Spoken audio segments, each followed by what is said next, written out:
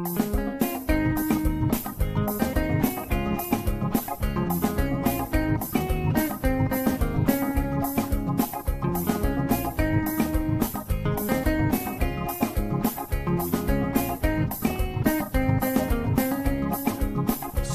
all the time is here with the cold hard truth. She's the ears and the eyes for me and you. Every day, everyone want to hear from Sandra. And every time on the air, she's getting better. Tell your sister, tell your brother, tell your mama to call Sandra in the morning and in the evening. They always calling Sandra. And when they start fighting, they calling Sandra.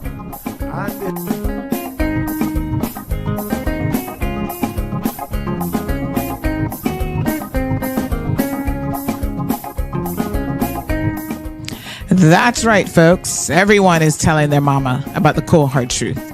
Welcome to another episode with more truth telling, more problem solving, and of course, more tea spilling than ever before. Sit back, students, grab your tea and turn up the volume because class is now in session. Call in at 936-2626 because your voice matters. Share your opinion on issues that matter the most to you.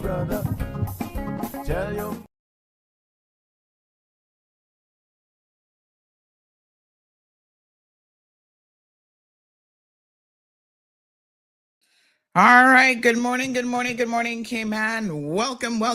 Happy Wednesday. I got to keep my days together this week because, of course, whenever you miss a holiday, you get all sorts of confused, right? Don't worry. So far, I'm keeping it together. Wednesday. And then we've got 1 week exactly from today. I woke up this morning saying to myself, well, this time next week, I would have voted. Whoop, whoop. Yes, honey child, I'm going early to the polls. All right. If you don't know where you're supposed to go, remember it's a good time to find out. Someone was messaging me yesterday. Sandy, how do I get a new card? We've got the elections office coming in on Friday, which is the 25th. Let me just double check that. I'm checking my calendar here.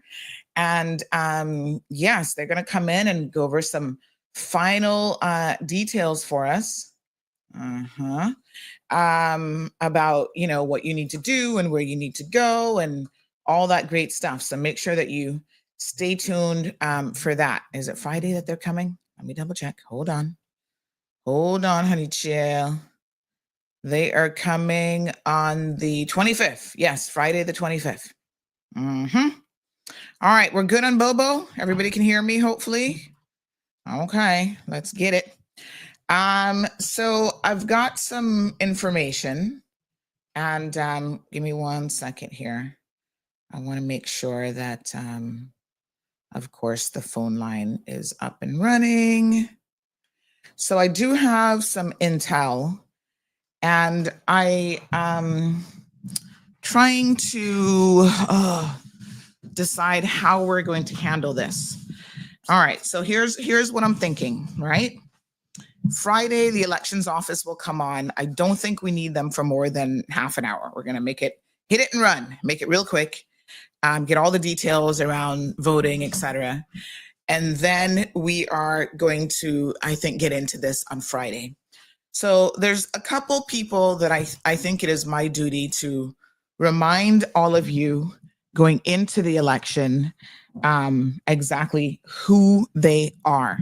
Listen, these things are already out in the public domain, but people tend to have a short memory. Some people don't know all the details. People forget, et cetera, et cetera. So, yeah, we're going to go there and I'm going to refresh your memory. And so there's information that I have that I think you'd be very, very interested in. Of course, I believe in doing my homework. So Auntie has gone and gotten photos and we're going to be talking about the details. We've got details, photos, the whole 9 yards. So we are going to be talking about our most recent situation with McKeeva Bush, because I know a lot of you are like, oh, but Sandy, give him another chance. And I'm just saying to you guys, oh, no radio. All right, hold on. I knew my voice was out for a quick second. I figured that would happen. Hold on, honey chill.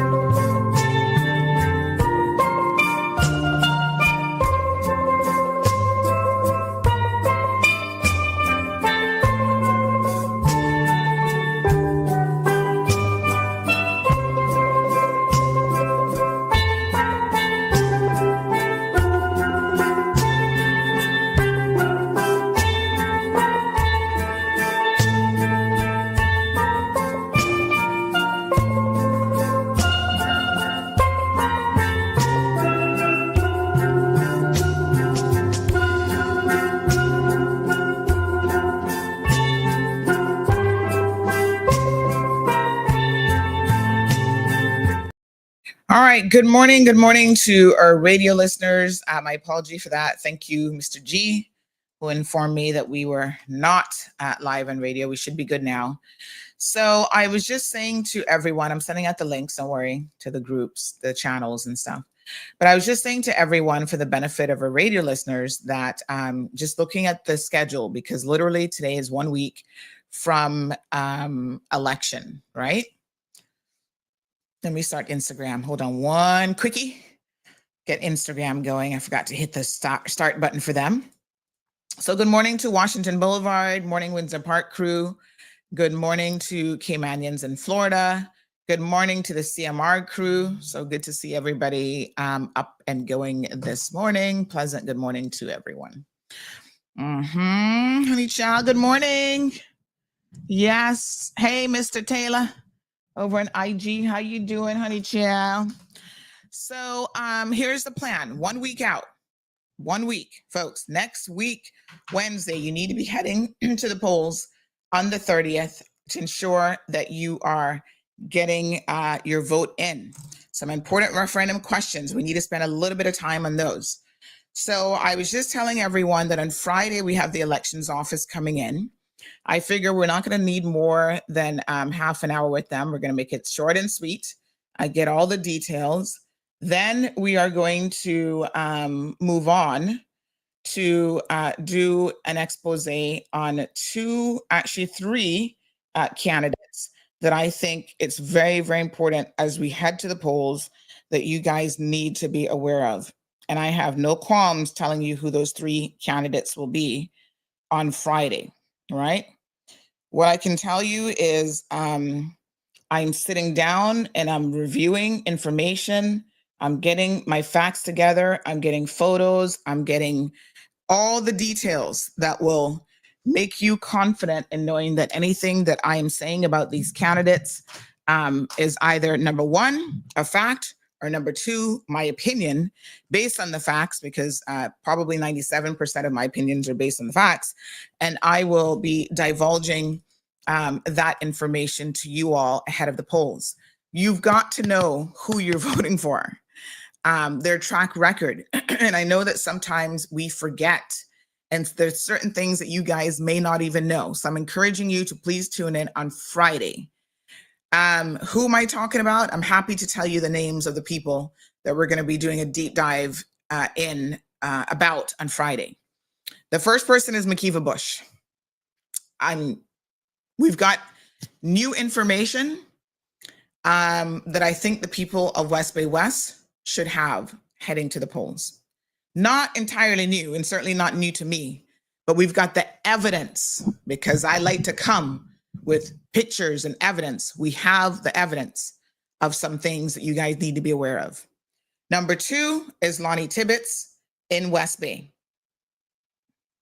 We got the details. Number three, this one is a little bit more challenging because this is cabinet back in 2016, which was a progressive-led government. So I guess the third person is going to be the leadership of the progressives, because they were there back in 2016, sitting in cabinets and making certain decisions.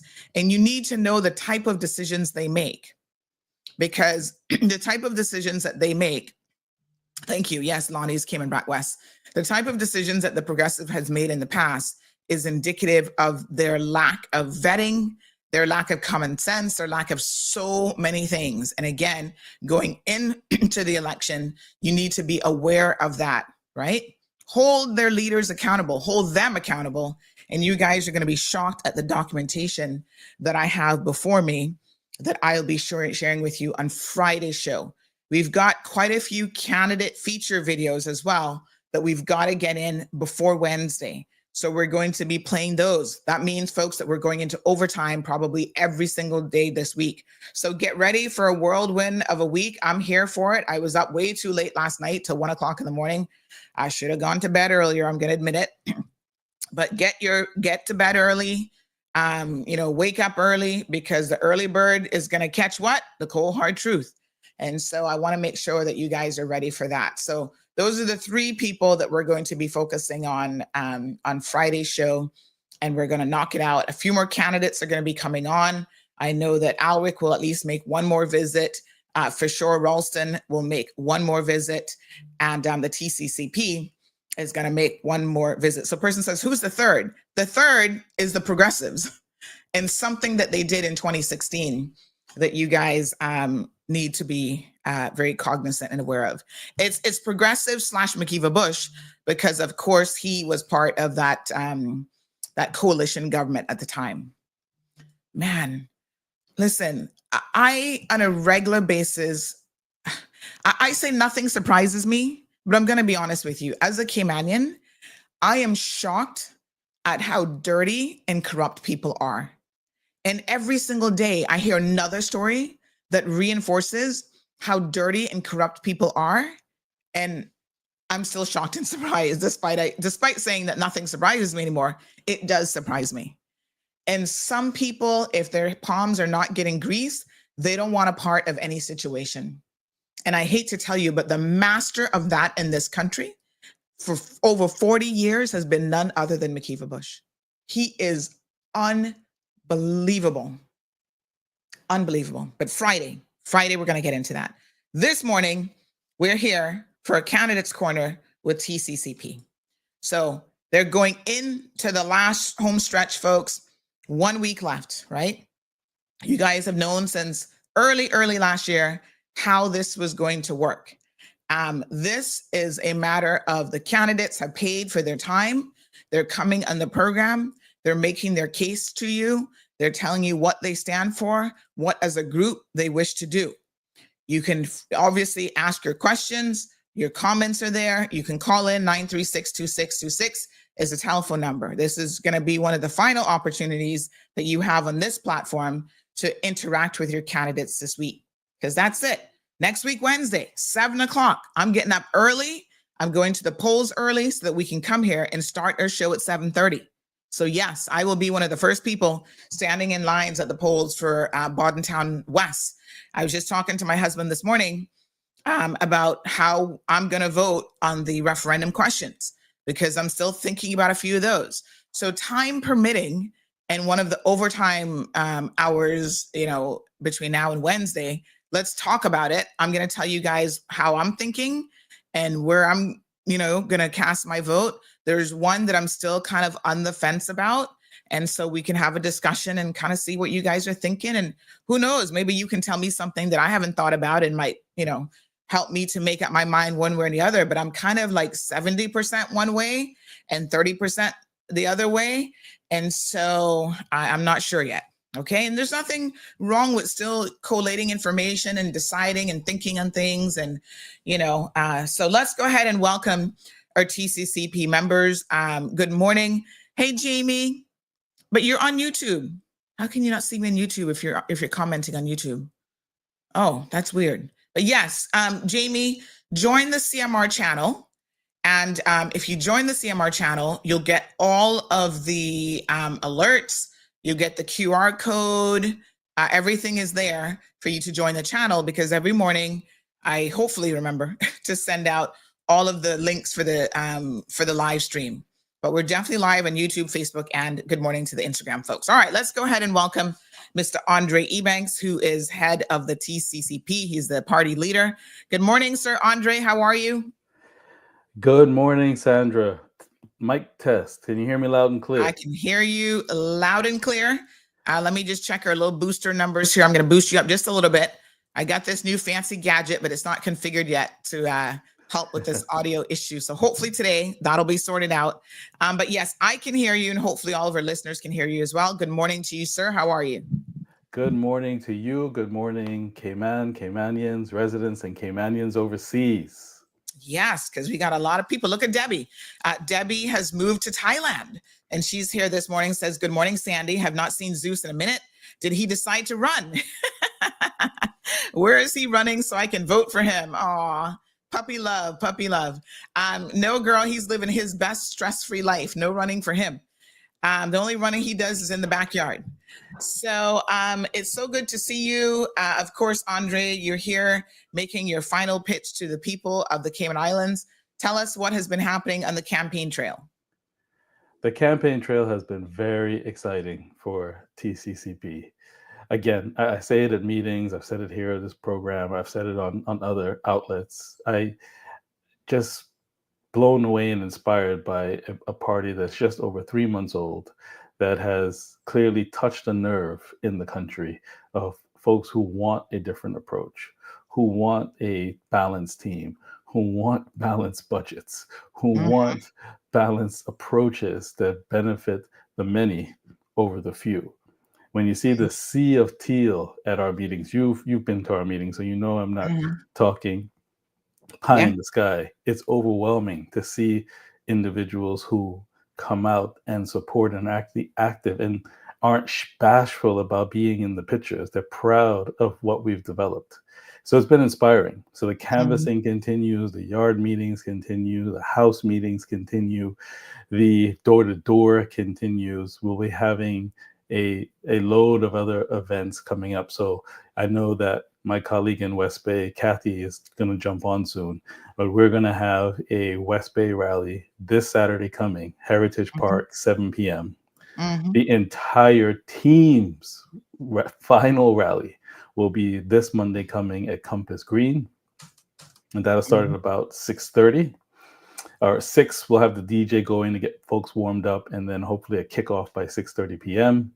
And then there'll be other final election eve, the 29th meetings throughout different districts. So BT team will have theirs, the town team will have a couple of different events on the 29th, and Kathy and I will have our final. That would be it. As you say, this is it.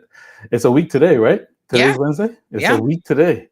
So all of what has been put together, starting from the beginning of this year and then going into official mode after nomination day, comes down, folks, to a week today. A week today, there'll be people who would have already voted. Yeah, I'm going to be one of them because I'm going to vote early. So you're going to kind of run back to have your press coverage. Started on time. That's right. So and I find in past election, a lot of people like to get it out of the way early. And then have more of a quieter day until the excitement builds on the count. Yes. So yes, I would encourage all to vote. We have noticed during the canvassing that folks, and this is what I think has drawn folks to TCCP, is we're looking for something fresh and dynamic and a new approach. We feel that the country is at a pivotal intersection. Some of us have lost hope. We see a glimmer of hope through your party. In order to make that hope turn into reality, you have to get out to vote. Yes. Exercise your right. If there have been countries where, think about it, there are people who may not be able to exercise that right freely. If that vests in your hands and you're on that role, step out and have a say in the process. Absolutely. Because you'll have absolutely no say. At least you will have a chance at something new and exciting that can take the country, I believe, into its next era by voting TCCP straight. So it's exciting. I think that there's a wide variety of opportunities to engage. I made this comment yesterday. I did another interview, which will probably air sometime in the next couple of days. I made this comment for those who are eligible to vote but have not registered. You can still get into the process, because the question was, how will you convince them for 2029? I haven't given up on 2025, even though it's not possible to register now. You can still be involved in the process. You can still talk to people that if you listen and something about our campaign strikes you, even if you're not registered, you can talk to friends or family who are registered. So there's a level of indirect support that can still occur during this election to get involved in the process to take the country forward. Yep, absolutely. And thank you to the listener to the program who's saying to everyone, they say, oops, let me just say, good morning, CMR, a blessing to us overseas Caymanians. And we know that there are a lot of overseas Caymanians who get up every morning and listen to the program. And of course, they're, paying attention to the candidates and what you guys are saying. So yeah, you've got to be involved in the process. That's the only way that you can make a difference in your country. So we're going to talk about a couple things here, Andre. But before we do that, let's go ahead and welcome Kathy Ebanks-Wilkes into the program as well. Good morning, Kathy. How are you? You have to unmute yourself. Sorry. Just hit that unmute button. Sorry about that. Good morning. Yes. Good morning. Yes, we can hear you now. Perfect. Good morning, Mr. Party Leader. And good morning to all of our viewers. Sandra, can I just say a special good morning to Debbie as well? Yes, absolutely. Good morning, Debbie. So nice to see that she's tuning in from so far away from home. Yes, this is her connection to home. And, Caymanians, for various reasons, move abroad and they're living a great life, but they still, of course, love Cayman with all of their heart. As Caymanians would say, this is where their navel string is buried. And so they want to know what's happening in our country and they want to keep up. And we tried our best here to, keep them abreast of everything that's happening on our beautiful island. So thanks so much, Debbie. I know she tunes in most mornings. And there's a huge time difference. She says 8 o'clock there. Yeah. She means 8 o'clock at night. So yes. So her and Shiloh, her little dog, or apparently he loves to hear my voice in the mornings. He got used to that from when they were in Cayman, and he continues to tune in right there in Thailand. So amazing. Good morning to Ms. Joy San and Stephanie and everybody else. We've got almost 400 people now on the live stream, and of course, countless more listening to Bobo 103.1. I did have a listener yesterday who messaged me. She's having some issues finding 103.1 on her dial. She says her radio just won't pick it up. I'm not sure what that's about, but I'm going to give her radio because, as you guys know, here in CMR, we want everybody to have access to, listen to radio for sure. And so we bring in these little portable radios. We'll even program it for you to make it super easy. So I do have a few in stock. If you need a radio, please reach out to me and I'm happy to get that sorted for you. So Andre, he is again, Andre Ebanks, the West Bay South candidate, but he's also the leader of the TCCP party. And here we are in the last week now. Next week, Wednesday, the 30th is election day. The elections office representatives are coming on the show on Friday for a little bit. So please make sure you tune in early at 7:30 so we can talk to them, ask any last minute questions that you have. Yesterday was the mobile voting for Prospect. Does it happen on different days for different districts? Yes. Yes, Central. Okay. Today is Central? Yes.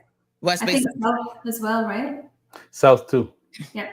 Okay. Which is an important point, Sandra, because Yeah. as you were mentioning Caymanians overseas, bear in mind, some people have already voted. Yes. Some people have already voted and people are voting now. Yes, absolutely. Yeah.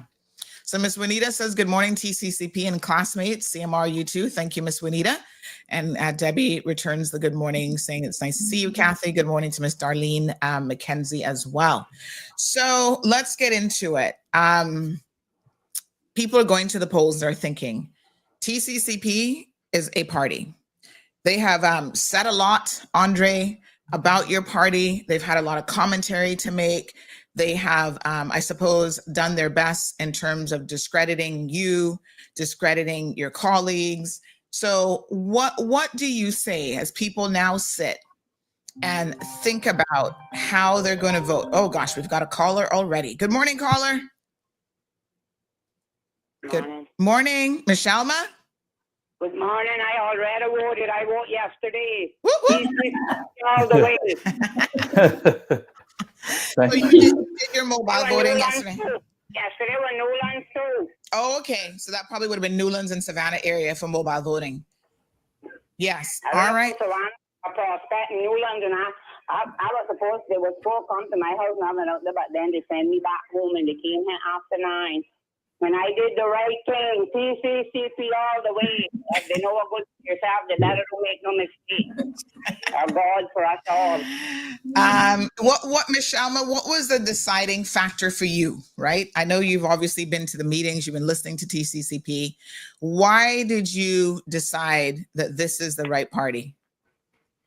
Well, because I listen to everyone. Uh-huh. And I know someone that in the party, and I know definitely that they have quality. They're no thief, they're no liar, whatever. And people gonna personal, but it's not personal. But I knew them long before they were running for election, and I know what they stand for. And I might be perfect, but I am for right. I hate thieves. Then I hate people that got baggage, that like to criticize another person, which we all got baggage. Yes. But that's the part that gets me. If you live in glass house, don't throw stones. Yep. But I don't know. And right. like okay. I say, I hope that I did the right thing. I believe it to God. I prayed. I kissed my vote. I say winner, winner. When I put it in, I say, you the person that I confide in, and I think you're going to do the right thing. And then, if they do what they're supposed to do, it's okay with me. But if they do what I think is wrong, they know that I'll call them out. Because I told the people up in here yesterday, I had to get mad with them because I was supposed to assist my husband, and then they wouldn't make me. And I said, well, listen to me now. And then I told him, I said, don't think that I am disagreeable or I am hateful, but I am for right. And I can tell anybody anything I have to tell them to their face. I say, I'm not trying to convince him to vote for no person. I told him who will run in Fatman. He chose, but then he has a problem, and I want to make sure that he votes for the right person. And then I ran them out of my house, and then they went and they called me back, and they come back the second time. But I am sure that he did what was right. They didn't want me to say nothing, but I just tell them what I had to say. Okay. All right, honey chow. Thank you so much. And Abby says you are her favorite. You're her favorite caller. She loves hearing you call on the program. I don't know if they were criticizing or they really mean it, because like my daughter said, people love it. But everybody that even hear me, they don't even know who I is, and when they hear me speak up in the supermarket, oh, you're the lady that be on the radio? I say, I love to hear you late that shit, because I had some problem and I couldn't go on, but when I go on, but I tell them, I say, anything on to hear me say, I know what I'm saying, because that's right. If it's here, I will say, well, I don't know if it's right, but if you hear me say, I know what I know, I know what I know. Yes. Thank you, honey chow. Have a blessed day. You too. I appreciate you.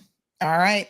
Yes, we're one big family here, Andre and Kathy. We're not sometimes the most functional family, but I think a lot of times we kind of get it right. But you know what? I think there's a lot of love even here on CMR for one another, and people get used to hearing people calling in. We get used to hearing each other's voices, and people might not know anything about Michelma, but she's got a vibrancy about her and a certain spirit that people do enjoy hearing her call in. I mean, she makes us all laugh on most days. So yeah, I mean, I think it's beautiful. And, like you rightfully said, she's confirmed she's already voted. And so we've got a listener to the program who would hear her say, I hope I make the right decision. We're all going to the polls, hopefully trying to do it for the right reasons. And this person shared their thoughts, and they said the following: of course she did the right thing. Mr. Wayne and Heather committed to their people, and of course, the entire TCCP will do the same. Let me talk about this for a second, because when people are thinking, right, are they going to support the entire party? They only get the one vote. How much weight do they give to the individual candidates? Andre, we know that all the polls have been done show that you are by far in the lead in the people's opinion. So these are straw polls, opinion polls. You're in the lead for, okay, you should be the next premier. But how do you get there? Because people are thinking, right, I like Andre, I definitely want him to get there. But in my constituency, I'm going to throw my vote to somebody else. Does that help you? Explain that process to people, because I think there might be some people who still need to understand how that works. First of all, let's thank the caller for her vote. Yes. If we started out this program talking about how important it is to exercise the right to vote, absolutely, which is a cherished right as a citizen, and she's chosen to do so in favor of the TCCP, I say thank you, ma'am, and God bless you.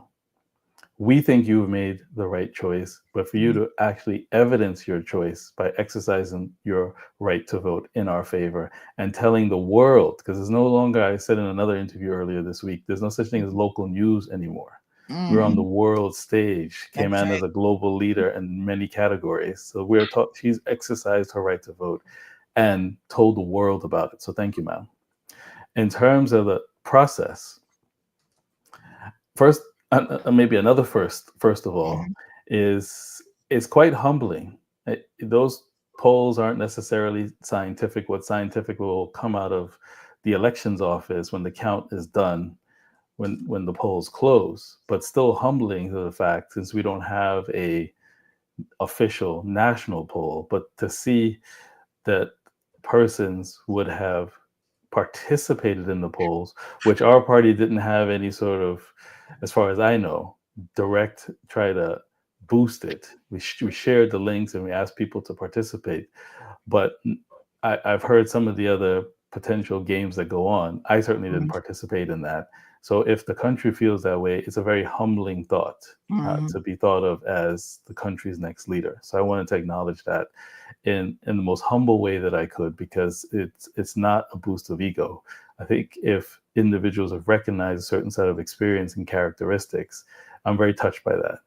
In order to make that a reality, which is the root of your question, is that we have not created and composed a party just as some election vehicle to have a smattering of winning candidates.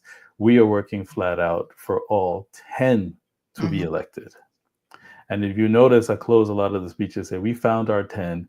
If you're here in the audience, then you go find 10 more for us. Because how we make the dream reality of the entire team getting in is everybody getting behind TCCP as a team and voting straight to make that a reality as much as humanly possible. Fantastic.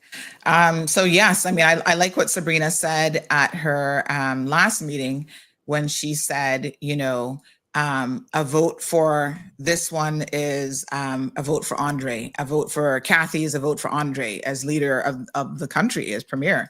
So folks, you know, think long and hard, look at people's, obviously their track record, and the manifestos now are out, and you can see exactly what it is that they're bringing to the table. So Mellow Fellow, good morning to you. It says, good morning, TCHT and guests. Today is mobile voting for West Bay North, West Bay Central, West Bay West, West Bay South, and Georgetown North. So they're combining the mobile voting days, because obviously, you know, there's not as many people that are going to be voting on those days. So please get out there. And Sandra, if I could point out one other thing. I'll let you wrap up that point to make sure we get the information out about mobile voting, and then I'll jump back in. So go ahead, complete your thought. Yes, there's an entire schedule on the website that someone has just shared with me. In case you're not sure, I'm going to put it in the comment link of the mobile voting days. So I'm going to go ahead and share that now in the comment section. Simply click on that. That will take you to the elections office, and they have the full information there on mobile voting. Yes, sir. So the comment you made before, the useful information on mobile voting today, is if Sabrina's comment, and it's featured on other of our candidates, a vote for this TCCP member is a vote for Andre. But I also tell people who call and contact me or see me at meetings that I actually believe in all of us Mm-hmm. So when someone, I give you an example of a conversation I have to make it real for the audience that's listening today. Someone called me and say they live in Savannah. They support me. They'd like to see me as the leader of the country, but they either have just gotten to know Ms. Heather and they weren't quite sure whether or not she was someone who would be fit to be in cabinet. I said, well, there's 2 points there. One is she has actually acted as a minister of cabinet, and I witnessed that and see that she's capable of doing it. But the other thing is, to round out the team, you also need people who are also, if we're in cabinet and we continue to have our plan under our constitution, have constituency branches, what Ms. Heather also brings to the table is that groundwork on the community level. Yes, for sure. That then brings a whole level of intelligence and support to the executive arm for what don't lose touch of what's happening on the ground. So and particularly if you want someone who is going to be dedicated to her constituency, if there's somebody that is going to be sure that the trash got picked up on your road, what did she say in the last meeting, Kathy? 84 streets? Yes, and that was all of them. And that was all of them. That is going to be your person. And that is going to be the person that you can touch and rely on, who's capable, who has experience, and who will have that hand on the pulse to ensure that the executive estate remains rooted and connected. So don't look at just the strength of who can be in cabinet. It's a complete team that makes government function as effectively as it can. Good point. All right, we've got a couple questions that are coming in for you.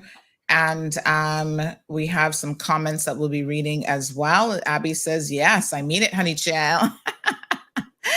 Oh, I need to coin that word, honey child. We need to talk to Natasha about getting a patent or something on it. It's just so funny. Everywhere I go now, people are like, hi, honey child. Stephen says, I casted my vote on the 16th of April. And he's in the UK, by the way. Get out and vote, Cayman. Please save what semblance of Cayman we have left. Good morning, Stephen. Thank you for joining us. Good morning, Miss Aline. Miss Juanita says, today is my voting and I'm ready. TCCP all the way. Well, they better don't tell me that time morning my husband has long-term dementia.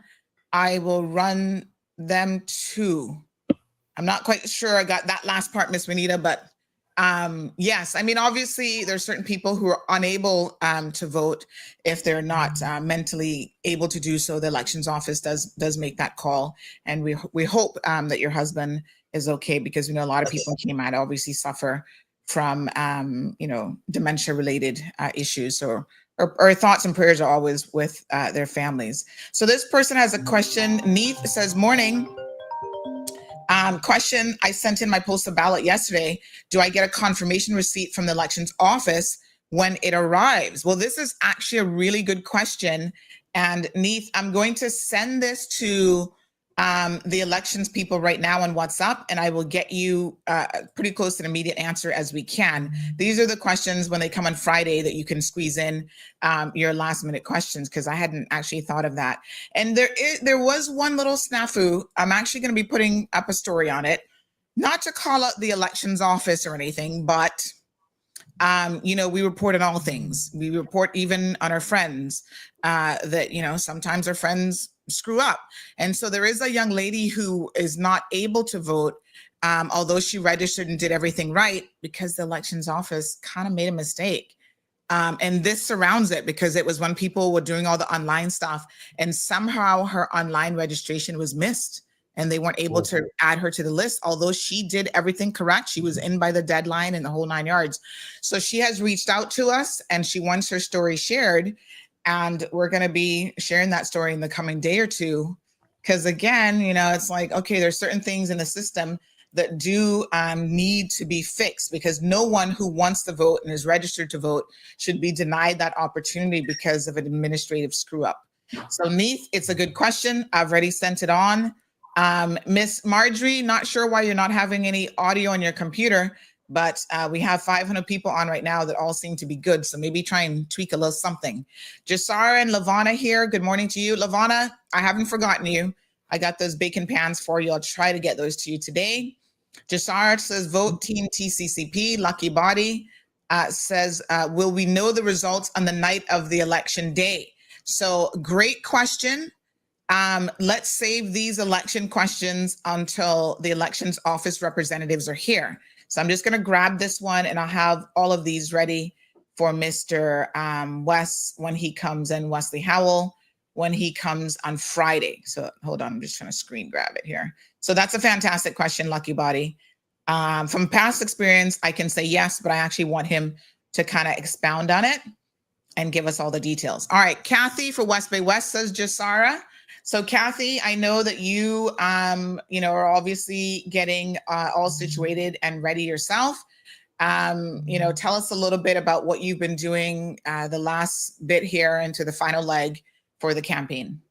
Thank you, Sandra. Well, I just want to say quickly before I answer your question, I didn't want to interrupt earlier, but I too just want to take a minute to give a shout out to the elections office and all of their staff, as well as the agents. We did get some reports last night of a very long day on the bus for mobile voting. And I imagine that will be a very similar situation today. The agents don't really get to, move around freely. Yeah. They get a very limited time to eat and use the restroom. So just want to take a minute to acknowledge everyone on every single constituency team and thank them for volunteering their time. For me and for most of the incumbents, not only are we in campaign mode, but we still have a functioning office where we still have to service the needs of our constituents, and it I believe poses a bit more of a challenge for the incumbents than it does for candidates. But the good thing is this isn't something that we are just doing today. So certainly we're all busy, and I'm pretty happy with my canvassing exercise that I've completed over the last couple of months, being able to meet with constituents and talk a lot about the last 4 years, and especially for West Bay Central, one of the reasons why I've been happy that your airspace has been used for our new candidates is for them to familiarize the public with who they are and get their faces out there. The constituents of West Bay Central are looking from the incumbents, and I think around the whole island, solutions. And so we're at that stage. We've launched our manifesto. We're talking about how we will deliver, a better way of life for Caymanians through the TCCP. And so that's what the last couple of weeks have looked like for me, just explaining to constituents what our plans are, the Caymanian Community Party. And,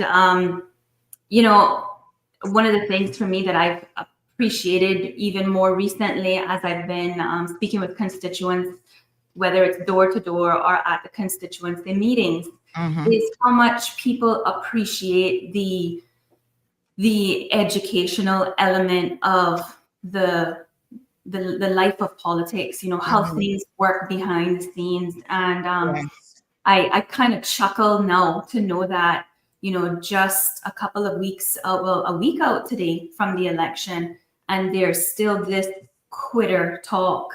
And it just like what a lot of people are now saying, and I agree, is if a candidate is pushing the quitter talk rather than pushing out what they plan to do, and not just what you plan to do, how you plan to do it, then it just says to me that there's really not a lot of substance coming from those individuals.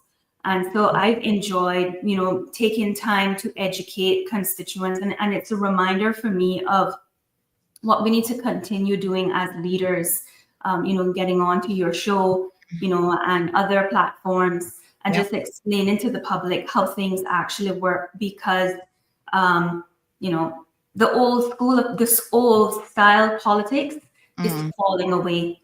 We can no longer function the way our country used to function, where politicians did what they wanted to do and expected the public to just take their word for gold. the benefit of social media is that you see things, you hear things, and people are asking questions. And so there's certainly a lot more accountability than there was before, but there's still this system that hasn't fully been broken as yet, where, we still have a grouping of our people that sadly are gullible, sadly believe the very first thing they hear without going and doing a little bit of fact checking or, trying to understand the process. So that's what I have been inspired to do more of, Sandra, after this recent canvassing exercise. And I don't know when, but I know I will be doing it at some of our meetings. I do plan to talk a bit more about, this whole thing with the quitter chat, and just break it down for people to really understand what things would have looked like if we didn't quit. Wow. Yes. And on that note, can I just take this opportunity to play your response to that? Because obviously I want to talk about what Kathy has said about the ongoing rhetoric around this, but TCCP has taken the time to prepare a response. So let's just have a quick look at that. Call us quitters. But the truth is, politics quit working properly for the country. In 2013, the PPM's immigration bill changed what it means to be Caymanian. Because of the PPM, our population skyrocketed, and along with it, the cost of housing, food, and healthcare. Enough is enough. Enough of self-interest and side deals. Enough of high costs with no focus on solutions. Enough of the lack of opportunities for our young people. And enough of politicians bending to special interests. It's time for balanced development while preserving our heritage and natural environment. It's time for a government that's focused on the community and putting all Caymanians first. On April 30th, vote to quit politics as usual and vote straight for the Caymanian Community Party.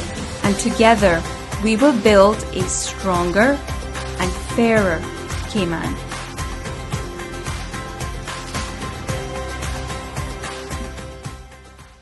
All right, Andre, I'll give you an opportunity to respond to this rhetoric. And I think it's interesting what Kathy said is when people have nothing else to talk about, they don't have solutions, they don't have a path forward for this country, what they do is they're going to call you names, they're going to call you quitters because that's all they got.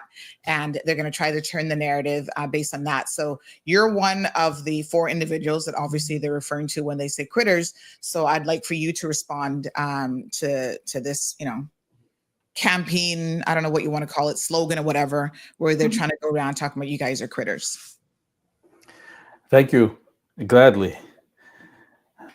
Some of our opponents and detractors are running what I call a smear and scare set of tactics.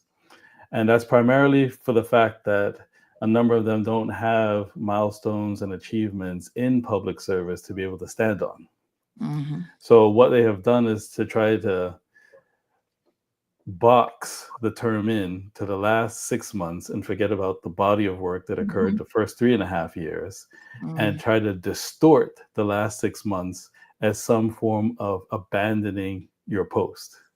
The first post that you have under the Constitution is a member of Parliament. You can't have any of the other titles in the elected form unless you have that first post. And I remember on one of my overseas trips talking to Sir Lindsay, who's the Speaker of the House of Commons in the UK. And I was asking him, how do you, because his constituency now, think of this, our drive to Parliament is relatively short. His constituency, he had to take a 2.5-hour train ride to get back to his constituency.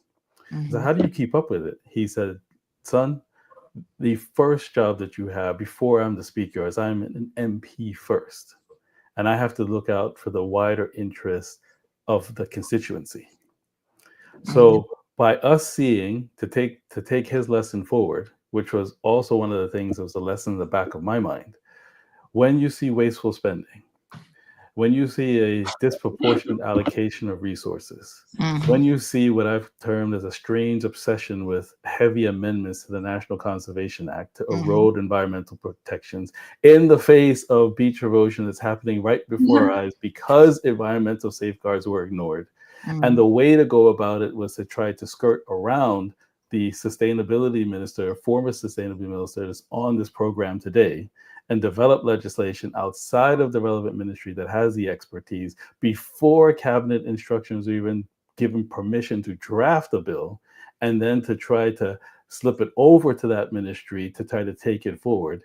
And then when they properly reject it because it didn't have their expertise and experience, try to ask another member of the cabinet with a completely different portfolio to bring it forward.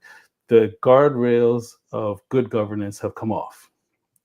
And if the minority within there cannot live with those decisions because of their ethics and because of their duty to their constituents and the wider concerns of the country, and then you have side deals where you go and tell the public how you're going to deal with the regen project and pay the vendor off, the contractor off for their setup cost in cash, and then two other members go off and come back to find out, hang on, it may not be cash after that's already been told to the public, and say, well, it might be in kind with a set of land swaps instead of cash, without coming back to the collective. This is a runaway train. And somebody had to pull the emergency brake for the entire country. I could maybe see the validity of the argument if we walked out and quit as MPs of Parliament. But what we did was change from offense to defense to be able to better protect the country from a different end of the parliamentary spectrum, which was from the opposition bench. That's what occurred in terms of standing up for principle, standing up for values, rather than just going along to get along, because that's what we've seen cycle after cycle. People then in the election then scratch their heads thinking, I thought this person was a good person. How could they have gone along with these decisions? And that's what set us back as a country. And that plays into the disillusionment that people feel and the voter apathy that nothing changes unless you have people who are prepared to take the bold steps, pull the emergency brake, defend the country's wider interests rather than special interests, and say to you, this is not okay. Enough is enough.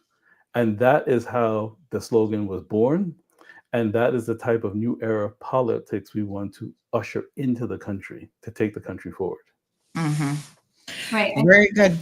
Can I just chime in to add to what Andre was just saying, is that the easy cop out would be to just hide behind collective responsibility and just say, oh yeah, well, we were bound by collective responsibility. That's not something that we had control of. We were in the minority, but we would still have been sitting in a government that approved these things that were not decisions that we were supportive of, that we felt were in the best interest of the Caymanian people.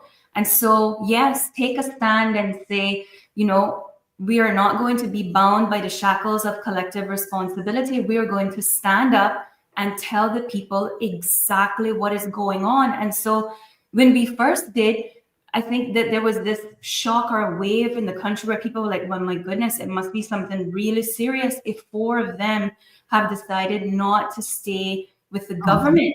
But there's this active campaign trying to take people's mind, and it's really amazing how short of a memory the people have, because you can already see where, because this constant quitters talk is being driven, people are already forgetting. And that's the reason why we're talking about it as well. We have to keep reminding the people that, listen, doing what's right is not always easy. Sometimes it means standing alone. In this case, there was 4 of us, so thankfully it wasn't just one person that stood up. We see that happening all the time in Cayman. People are complaining and coming on Facebook and creating fake profiles and making all these comments.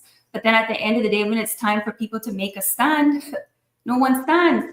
So I am really proud to, have the opportunity to work with Andre as party leader and Sabrina and Heather, because, these are persons who have proven that position means nothing to them. Doing what's right and leaving a legacy is what we all want to be remembered for. So should we stay for the the protocols and the perks and Yeah. the salary and to go along, to get along. I think the bigger question is to those, particularly the newcomers who are trying to push this narrative, again, scare Mhm. and smear tactics because of a lack of their own public record, Mm. is if you would have stayed in the face of Mhm. what we described, what would that say about you? And the Mhm. second thing is, what are the messages that send to our young people? Right. Yeah. This is why people are afraid of bullying. Because if this is the result of people standing up for values and principles to be sort of ridiculed and mocked because of it, then what are we saying to our young people? That if you Mhm. see behavior on this, last week when we were on, we were talking about enforcement in the workplace. So what are you then saying to people? So, well, maybe I should just stay quiet because I'll just go Mhm. along with my paycheck, even though I know my colleague is the subject of discrimination, because this is the kind of talk that I'll face. No, we're not going to change the country unless we call this stuff out, be able to course correct, and move forward in a more holistic and comprehensive and balanced way. My Agreed. final point on this Mhm. is I've heard a couple of people say, now that you've explained it to me, because Mhm. it's not so much in terms of a gullibility because our people aren't smart enough. They are savvy, but I think we need to, and we talked a little about this maybe 2 shows ago, of having more of the civics lessons earlier of how collective responsibility works and how the Constitution works. Once you've explained it to someone, they can say, I get it now. So you did stand up. You didn't stop work. And actually, you probably arguably worked harder from the opposition because you don't have the government's resources. But the other point to make is someone will say, well, yeah, could you have maybe held a meeting to discuss it first? But think of the era that we're in. The administration is coming to an end. And Mhm. from my perspective, for dealing with financial services and still trying to guard the country's overall international reputation, just Mm. leaving all these international high risk lists, you're in a position where you want to explain your position to the country so they can understand the Yes. gravity and the magnitude of your decision, but you don't necessarily want to get into all the gory details and the backfire on the country as a Mhm. whole. So our thought process, and I can't remember if it was Compass or CNS that had asked us on that 31st of October Mhm. resignation press conference. Why not? Because they could sense that there was more. We'd Mhm. given all of the reasons in succinct fashion, but what they wanted was some of the details behind those reasons. Mm. Let's get more into campaign mode because the international markets will understand that there'll be back and forth and there'll be a Mm. tension between groups and parties, and let it happen in that forum than to Right. have a more major disruption that could backfire on the country's international reputation. So that is all of what we were juggling at the time. So Yes. finally, if you think that all of that was easy, the easier route was to stay. All right. Quite a few people said give them both a kaboom. There you go. Yeah, I mean, you actually did a phenomenal job. And I was just sitting here thinking, I got to go back and find that clip. And I think I'll prioritize that on my long list of things today. When you guys had the press conference at the Seafarers Hall, I remember Danny Tatum stood up and he said something, and you responded to him, Andre, in the most eloquent way. And you explained the same question, because his question was along the same lines. Wouldn't it have been better to stay and to continue to fight for the people? And I just thought your response, I remember the entire hall erupted in an applause because we got it. We understood it. And I think you have to keep reminding people, because people do have a way of forgetting the reasons and forgetting the details. And that's why, even as I, sit here today, one of the things I said that on Friday's program, I'm going to do specific to a couple candidates. I just had someone saying to me just now, I'm confused how McKeeva Bush is able to run. Isn't he a convicted criminal? And I know I've said this numerous times in the program, but it bears repeating because sometimes this person they weren't listening when I said it. They don't understand the process. We have to be in continual education mode. So despite what people say about this program, some people don't like it, some people love it, whatever. Ultimately, we educate people. We bring facts to the table. If we don't know something, we'll ask the people who do. We bring them on the program to explain the process and to explain how things work. And a lot of people still do not understand how collective responsibility works. And so that in and of itself, and there's a textbook that I have recommended numerous times about the workings of Parliament. And I think that, I'm just trying to see if I can find it here, but it's one of those textbooks. It's a really big book, by the way, but it is worth reading because it is something that once you understand how cabinet works and how collective responsibility works, you understand that the only real choice they had if they wanted to make a difference, and as someone said in a comment here, they wanted to stop Juliana O'Connor's runaway train. I'm trying to find where that comment is. The only way that they could do that, let me just see where that is. Oh, it's in one of these comments. But the only way they could stop that runaway train was to leave. That was the only way. There was no other way. We've got a caller in the line. Good morning, caller. Welcome to the program. Good morning. Good morning. Morning, dear. Good, thanks. How are you? Morning. Oh, yesterday mobile. Good morning, Andre. Good morning, Kathy. Good morning, Iman. Good morning. Yesterday out on a mobile, so I didn't even get to hear all what went on, but I'll watch it. But you know, and I was the first one. I was in the line. I was first to vote for my Sabrina Turner. So you voted already as well yesterday. Okay. Oh yeah, because I'm was on the thing, so I did an early voting. I applied for it and did it the right way. You know, we want to make sure that we set example to show that we are that kind of people. Integrity is a big part of what they believe in. Yeah. And that's why I'm voting for TCCP. Yes. Okay. You know, some things I don't understand. Like I've had a couple conversations with people, and there are two particular persons now that they say I have to vote for them because they did this for me back in 1999, and this and you know whatever. And I said to them, "Are you not afraid for your kids, your grandkids, and your great grandkids? That's what they did then. But if somebody show you who they are, believe them. They're changed. They're not that person anymore. Exactly. Because we sometimes end up with that we have good intentions and we're doing good along the way and we're helping our people. But then we get sidetracked by seeing the money, seeing what the people pushing on us, and then we weaken down and our standards weaken, our morals weaken, and then we start to dip our hands in it. And then when you got somebody that say, I can blackmail you because I got this on a text, I got this in writing, I got this, and then there starts a trend. And then sometimes the trend is when someone else, because they don't want to be, nobody like to be most of the time in trouble by themselves. I come along now and they say, hey, you know something, you can get out of your debt quick time, John Brown and whatever. So John Brown and him brings that one on. And that's what it is. I tell people, as much as on the say they quitters, TCCP, I have not heard one of them money, all of these things that we don't want, selling out our country and all of this. So if they were even the quitters and they quit for the right reason, wouldn't that be better for you to want to actually vote them in because you've been voting these that have stolen, have abused people, have ruined the country in general? I say, and you're still willing to vote for that person? And one single thing you're saying that you have on TCCP, and that's all you have on TCCP, is that you say they quit. But they didn't quit. They stood their grounds. And it takes, I said, you know, it takes a lot to be different from people. It takes a lot for you to say, okay, I'm done with this. This is not what it's supposed to be.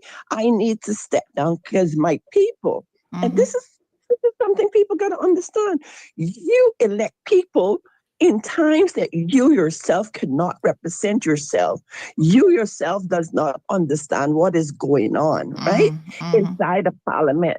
That's why you choose who you choose to represent you, to make that call, that last minute call to say, this is not good for my people. I have to stop this. This is why they elected me. So when they elect you for that reason. Thank you. They don't have a minute to come back to say, oh, well, they're going to pass the school and they're going to pass. No, it's happening now. We got to speak out now. All right, caller, we do have another caller. So I'm going to ask you to wrap it up there for me. Thank you so much. All right, Ms. Joyce. No problem. Good morning, caller. Welcome to the program. Yes, on the 4 TCCC members that walked away from the government. Yes, ma'am. Yes, they're quitters, but they didn't quit on the people. They quit on Julie and her runaway tree. They pulled the brakes on them. They stood up for us. They're not quitters on us. They quit on Julie and them. Yeah. That's all I have to say. Thank you so much, ma'am. Sure. Straight to the point. All right. I do want to bring up this textbook because I think, again, if anyone has an opportunity to get this textbook, by all means, please do so. This is how we educate ourselves. I try to do my part, obviously, here in the program, but I always tell people, go to the source. That's one of the most important things that I probably walked away from law school is, somebody can tell you something, but unless you know the case law, unless you can go to the source, you're not going to be able to sit there and argue a case very, very well. So go and get a copy of this book. It's called The British Overseas Territory. It's an excellent book that all parliamentarians need to read, all Caymanians need to read. We need to be teaching your children more about government and civics and how these things work, because an educated population is in a much better position to make better decisions. Good morning, caller. Hi, Sandra. Can you hear me? Yes. Good morning. I can hear you. Hi. How are you? Hi. Good. Thanks. How are you? I'm good. So, Andre being on your show is very important for me because I vote in that district. Okay. And I haven't had a chance to hear him at all. I see him at the STEP conferences and he speaks well and all of that stuff. So I'm inclined to move in that direction. Yes. I'm also in the finance industry, but as a voter, I'm concerned about two critical issues: immigration and the financial industry. It seems that there is a lack of a concrete plan to ensure that Caymanians are prioritized for higher paying jobs, especially when we talk about senior management, director, managing director roles. Is he able to outline his plans or even strategies? Because I've heard Alec Lindsay speak about this. I want to know who I'm voting for and how they feel. Issues and ensuring that Caymanians have greater opportunities for advancement in these positions. We're qualified. A lot of us are qualified. Yes, I'm in a great position, but I know people, they're equally qualified and they're not getting the opportunity. Thank you so much. Thank you, my dear. All right. So the question there, I know she was a little bit low. She's very soft-spoken. The question there, Andre, specific for you, was advancement in financial services. So she said, she's not had an opportunity yet to meet you. She does vote in your area, and she wants to know, for qualified Caymanians who are working in financial services, how do they move up that corporate ladder? What is your plan to ensure that there is, priority really in our own country given to Caymanians who meet the relevant criteria? So number one, I thought the caller said, I thank her for calling in particularly specific to West Bay South, said that there were two issues. So in the event she had to run and didn't get to, I thought she said two issues. In the event she had to run and couldn't get to the second one. And to be able to connect with me, go to votetccp.ky. My email address will be there, and shout out to me directly in case you have the second issue or additional issues so that we can get to know each other. On the query that she did pose, that's why in the manifesto we have the work set about us for a national workforce and human capital development plan. So how that is meant to work is there needs to be a much greater alignment of the jobs that are here and the available Caymanians and their qualifications for those jobs that are met. And once you're in those firms, is to have enforcement in place to ensure that Caymanians continue to rise, so to the extent that there's a work permit holder, that the term is adhered to, that once that qualified Caymanian meets the relevant qualifications and experience, the job is then converted over to the Caymanian. In addition to that, I think I spoke about this on 2 programs ago, I'm also concerned from a financial services standpoint that a number of the jobs are no longer here. So the work and the transactions may be registered or regulated by SEMA, but the actual jobs may now be overseas because the immigration system to most reasonable people isn't working for anybody. So if our firms who have now gone global say, well, it may be more cost effective to have these posts since I can, after COVID, realize I can work from anywhere. In other jurisdictions where they find the cost of doing business and the cost of living is less expensive, which is why all of these items are tied together.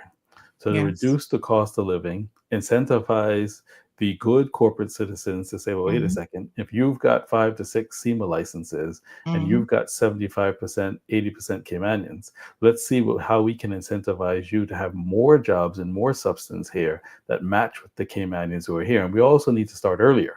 Yes. Because I also talked about this, I think, in both the West Bay South Chamber Forum, as well as the leaders debate, of a better matching and alignment of data between the Education Secretariat, between the portfolio of the civil service and work, because work is basically showing you what the private sector is asking for every day.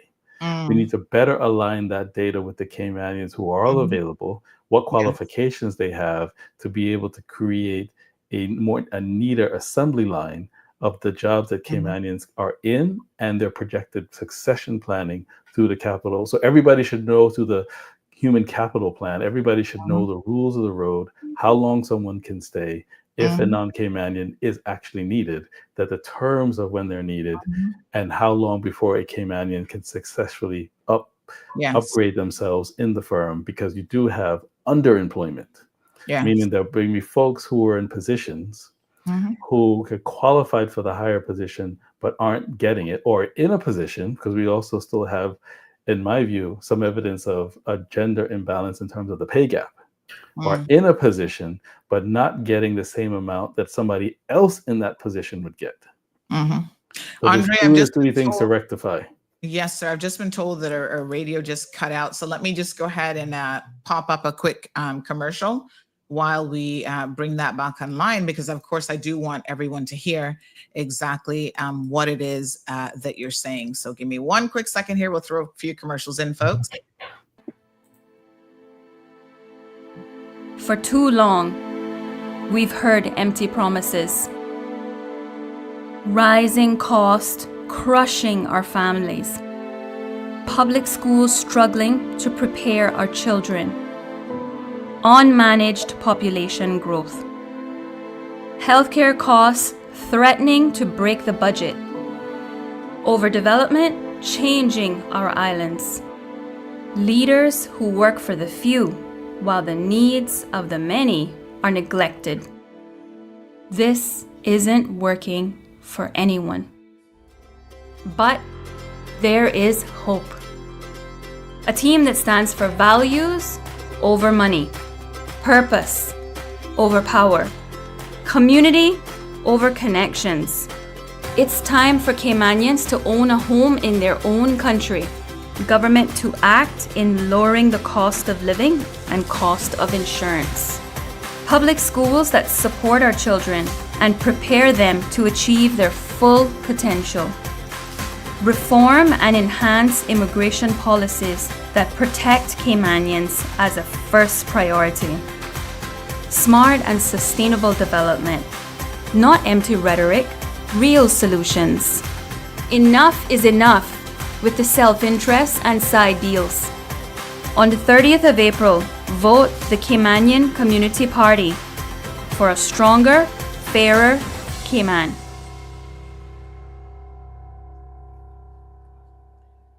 All right, folks, thank you so much for advising me. We do have to bring in 2 other candidates who have been patiently waiting. Yes, Miss Marjorie, the radio should be back on now. So let me go ahead. Are you guys okay to kind of hang out here, Kathy and Andre? I will hang out, but I want to make one quick point before you bring in our other team members in. The Ian Henry book that you'd put up, I have a copy. It's a very good book. But closer to home, remember there's also a cabinet manual, and that should be on gov.ky. And if you look at that, that will set out the steps of what a minister can and cannot do. So this is a Cayman Islands cabinet manual that our administration put in place.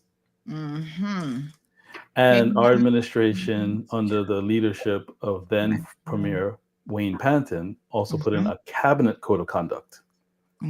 So those documents that are closer to home extrapolate the principles in the book that you have up in the image now, British Overseas Territories Law, and show what the minister's options are where there's a disagreement. And that was the guiding document that we had to follow in order to stand up and resign. So that's public. That should be publicly available for all to see. And it's an interesting read, because when I pointed it to a few constituents, they were like, "Okay, I get how this works." They didn't even know. I get how this works now. Okay. So and to give credit as due, one more plug, but it's worth a plug. It was the leadership of Wayne Panton that wanted to have a more transparent cabinet, to put these documents online, of a cabinet manual, cabinet code of conduct, and weekly publishing of the cabinet summaries. Because I remember somewhere in 2022, people said, "Well, I'm not sure," and I think this person was a detractor. "Not sure what you all are doing, and I don't get insight." I said, "Well, for the first time in the country's history, there are now weekly cabinet summaries. Well, where do I find those?" So there's still a level of education that still has to occur, but that document is online. Yes. Kaboom! There we go. There it is, folks. Cabinet manual. If you need a copy, just link me. I'm happy to send it to you. So thank you so much, Andre. The other thing, that last caller, when she said that she's actually never heard you in the program before, this is why it's so important to continually come on and talk to people and educate people, because people are busy. I mean, I know we have, 500 odd people now listening, but not every single day, every single person is going to be able to listen, or people can't go back and listen. And we reach a lot of people. I mean, we're on average now well over 10,000 every single day, Monday through Friday. But I still know that there are people who miss certain segments, they miss certain things. So I'm shocked that she's never heard you in the program, but again, that is reason and proof why we have to continually, why you all have to continually, and I'm here to help, engage with the public. Engage with the public. That is so important. So, folks, and some people are, and I'm sure that call is the case. And we talked about, she's busy. Sometimes there may be short-term memories. I've read it in a number of political books. I read it in Tony Blair's book. But yeah, people are busy. They have their daily lives. It's not their job to constantly keep up. Exactly. It's the other way. It's for us to constantly inform. Yes. And Samantha says, amen to that. All right. So here's the cabinet manual, folks. We're not going to go too deep into this, but I'm letting you know the document exists. It doesn't look like it's too long. It's about 19 pages or so. If you want a copy of it, just WhatsApp me, and I'm happy to share that with you. Let's go ahead and welcome Miss Natasha Whitelock, who is running for the beautiful district of Red Bay. Good morning, Natasha. Just unmute yourself. There we go. Uh-oh, still can't hear you. Oh. All right. Work on that for me. While you're doing that, Mr. Anthony Ramoon, can you go ahead and unmute yourself as I bring you in? All right. Everybody's getting used to how the system works. Good morning, Mr. Good morning. Good morning. Good morning. Good morning, Sandra. Good morning, teammates, Andre, Kathy, and the Garson Central and the wider Cayman community. Absolutely. So, Auntie, good morning to you. I've now done interviews. I've done candidate features, which we need to air so that everybody else can learn a bit more about you and a bit more about Natasha. I must say that the two of you, because I didn't really personally know a lot about you, so incredibly interesting. I enjoyed learning more about my fellow Georgetowners. Both of you are Georgetowners, so it was a good sit down, and I think their audience members are going to really appreciate as well. Just learning a bit more about your background. It's not really, those interviews are not meant to be political. They were just like, well, who is Auntie? And so, Auntie, you're so soft-spoken. I have one question for you, because a lot of people ask me this. They say, but Sandy, he is so soft-spoken. Do you think he's up for it? Is he going to have the gumption to get in there and be a political animal? How do you respond to people who say, your personality is too soft for politics? Like, you're such a nice guy. How do you respond to that? Well, first and foremost, I appreciate the feedback, which is well noted and had been noted. But But at the end of the day, yes, I may come across as very soft-spoken, but at the end of the day, I hold firm to what I believe and what is right for the people. And as you know, people will say, well, yeah, he might be soft-spoken, but he's no pushover to start off with, and also looking out for the right thing at all the time. Yes, I'm pushing and bringing out that proudness to make this happen, because I'm going to work passionately for my people, not only for the people of Georgetown Central, but also for our Cayman Islands. Sandra, can I just chime in as well to say that as we have our weekly caucus as a party, it's certainly really refreshing to have Anthony on the team. He's right. His personality might come across calm, but when we are in the room having discussions, he's very objective, very balanced. I certainly appreciate having him on board to the team, because even in some situations recently, his views have given me an opportunity to see things from a different perspective. And that is the beauty of the Caymanian Community Party. You know, we have all candidates who bring a background. I think Anthony's background is in economics, right? And it's certainly good to have him share, you know, his perspective on a lot of the different topics that we were finding our party positions on. Yes, wonderful. And I have quite a few people ask me for the cabinet manual, so I'm sharing that as well.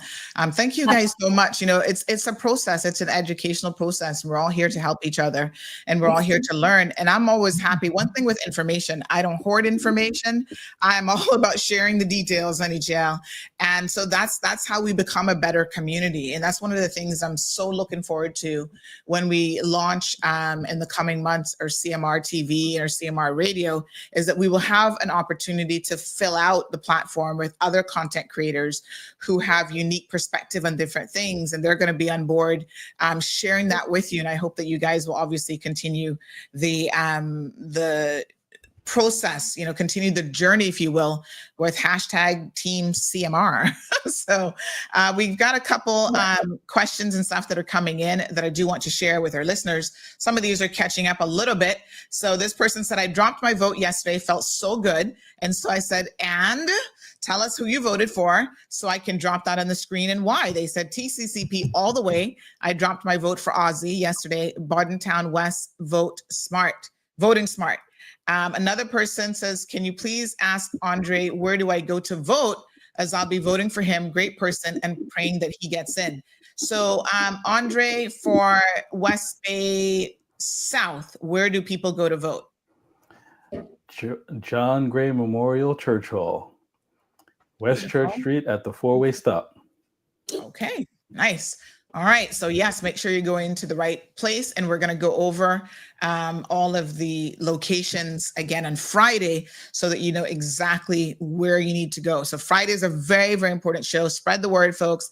Tell your friends that they do not want to miss Friday's show for more reasons than one, but it's going to be a very educational segment as well. So this person says, since Andre Ebanks and the others left, sometimes 4 weeks go by and nothing is put up as a cabinet summary. Also, Sandy, we don't need a parliament full of explosive, loud bullies. Let me address both points. The first one I know is a fact, because just last week, I was looking for something that reportedly happened in the last cabinet meeting. And so I was looking for it online and I couldn't find it. I emailed the relevant civil servants in relation to it. And they said to me, let me tell you what they said. Yes, this was on the 10th. And I said, please, I'm looking for the cabinet summary for last week. And they said, this is what was sent out. And that was sent out for March. Yeah. Like March the 20th was the last one that they had up. And I was like, no, I'm looking for the more recent one because I heard something happened and I'm trying to verify it. And of course, you know, it makes our job, even as media, difficult when we don't have timely and relevant information. To this lady's second point, she says, we don't need a parliament full of explosive loud bullies. Well, I can tell you, this is one of the things, and obviously we have two cabinet members here, so they can speak to this, that I understand made it very, very challenging and difficult to be part of the last cabinet. So everybody's like, oh, the independent experiment didn't work. It wasn't that the independent experiment didn't work. It's who you had in there.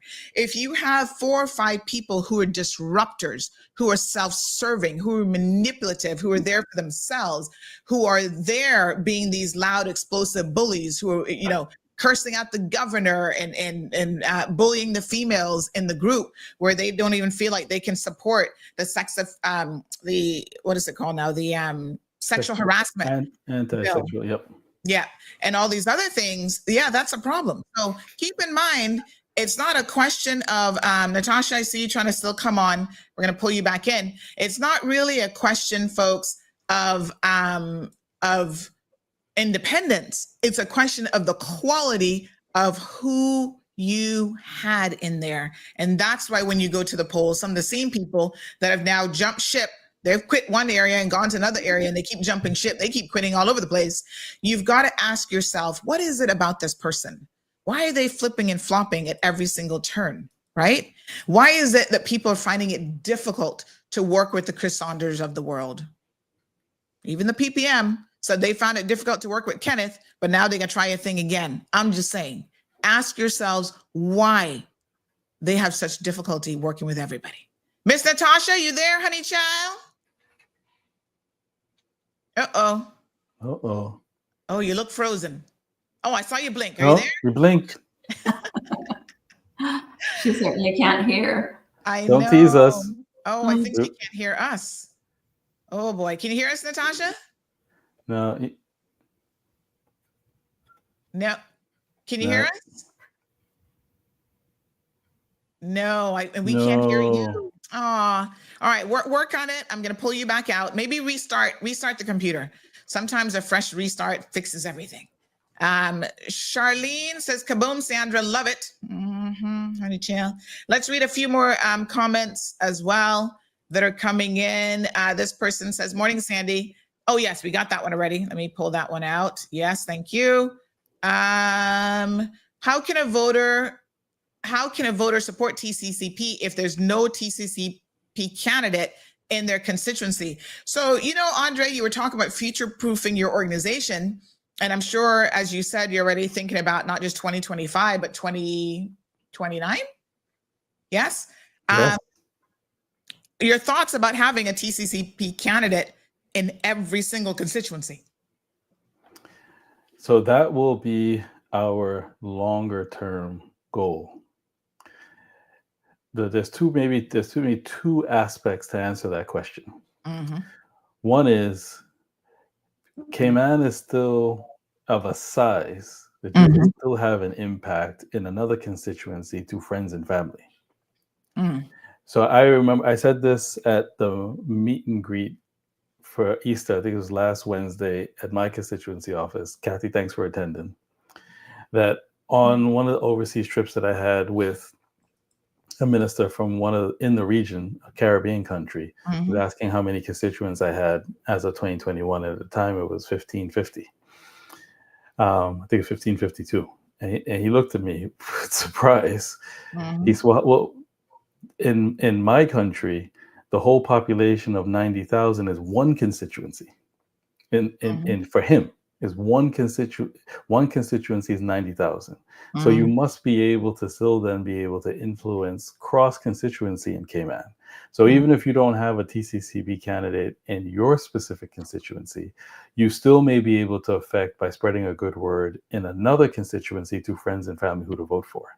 In your individual constituency where there's no TCCP candidate, I've told persons to approach it by a process of elimination. So as you can see, I don't think there's any secret whatsoever that we're incompatible with the progressives as they're currently composed. So you could take that one off the table. Then you have to then make a judgment on who do you think, based on their policies, their manifesto, if they have one, would best align with TCCP in the event there needs to be, because even if you have 10, ultimately you'd want a stronger, healthier majority in the parliament so that it's not a thin majority. Right. So who do you think, based on what they've said, comparing manifesto to manifesto, comparing public commentary to public commentary will best align with TCCP. Mm-hmm. Yep. Absolutely. And I think it makes good sense. And there are some independent candidates who, when you look at where they stand in the environment and other things, it's obvious that they could never work with the progressives pushing a port. And it's obvious that maybe sometimes they can't even work with the CINP. So think about it. You'll get an idea of who is more closely aligned in their position with the TCCP. And can I just add as well? Another thing as well is you as voters have the right to ask your candidates any questions. So ask them, who are you aligned with? Who do you have a loose affiliation? Or if you don't, who do you see yourself wanting to work with, or that, you know, their views or values seem to align with you? And they should tell you who they feel more inclined to work with. Absolutely. Good morning, Miss Natasha. We're going to try it again, honey child. Good morning, Sandy. I'm just... there you go. Just using my cell phone because it's the computer's not doing it for me today. Oh, yeah. Sometimes it happens. So good morning, ma'am. Thank you so much for coming on the program. I just moved you up. You know, there's so many features to this system that I use that sometimes I forget half the features here with all this technology. I just remembered last week that I can reposition people on the screen. So I just moved you up to the top so we can see you nice and clear. And I'm going to move up Mr. Ante as well. And I'm going to put myself on the bottom. So if there are any comments, I'm the one who gets blocked because we want to see everybody else. This person says, good morning, Ante. That's Ante me, not Ante you. Ante. He's a different Ante. That's a good one. Yeah, this is not that way. All right. So good morning, Auntie. I'm here listening intently. That video message from Kathy had the goosebumps visible. TCCP all the way. All said was truth 100%. Thank you, listener. Another comment says TCCP all the way.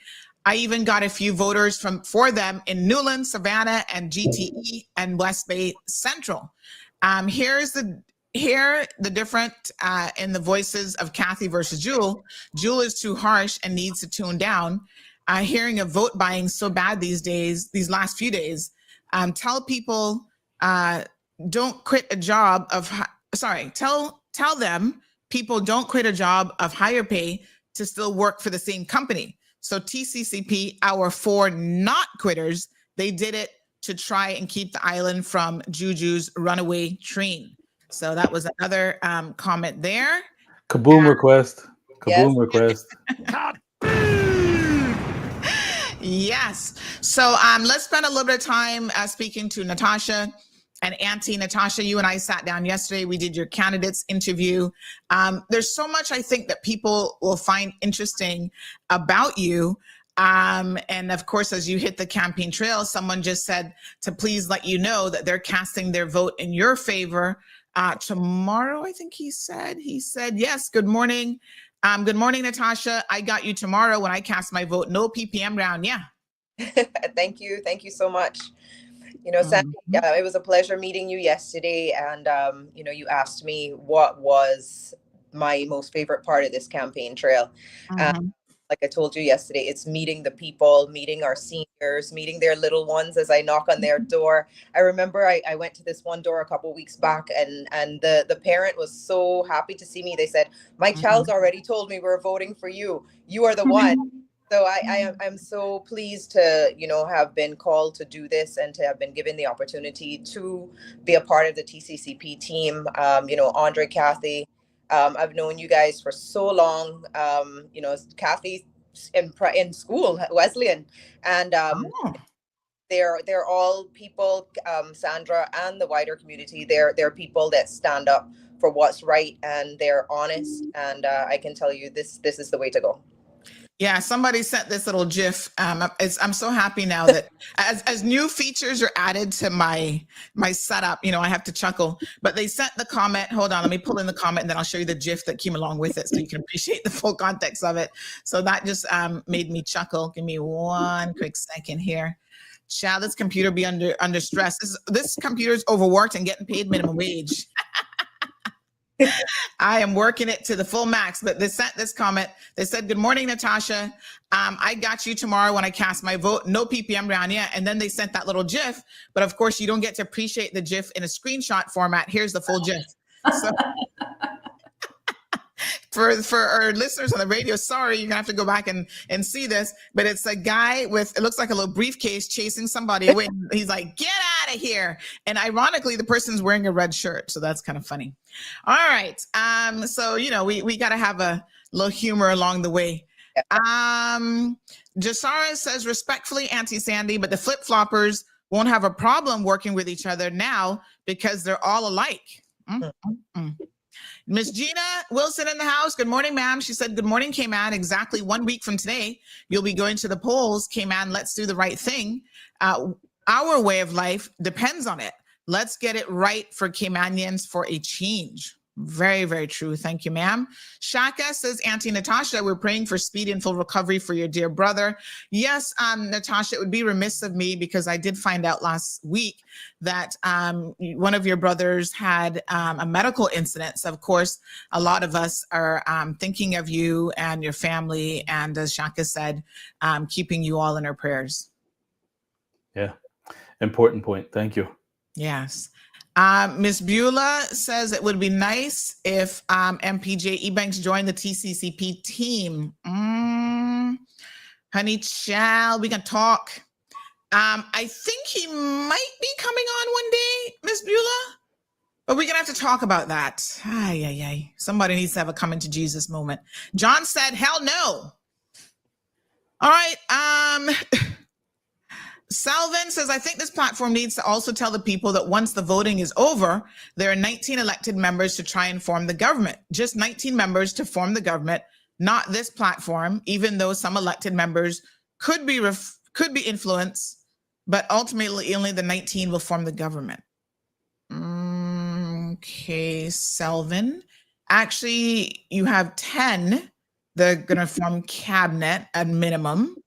And then some will sit on the back bench and they'll be the other government members, but I'm not really sure your point was conveyed. I think we all know only 19 are getting elected. What else is the point, Salvin? I'm missing something here. Natasha, you still with us? I think she's having some technical difficulties. She may have some tech issues. All right. I know that Kathy has to jump soon. Okay. And I'm shortly thereafter. So I don't know, Kathy, if you had any closing thoughts. Well, I want to. I was having so much fun here on this call or video stream this morning that I really don't want to come off, but I do have a constituent who is waiting at home for me to come by and do a visit.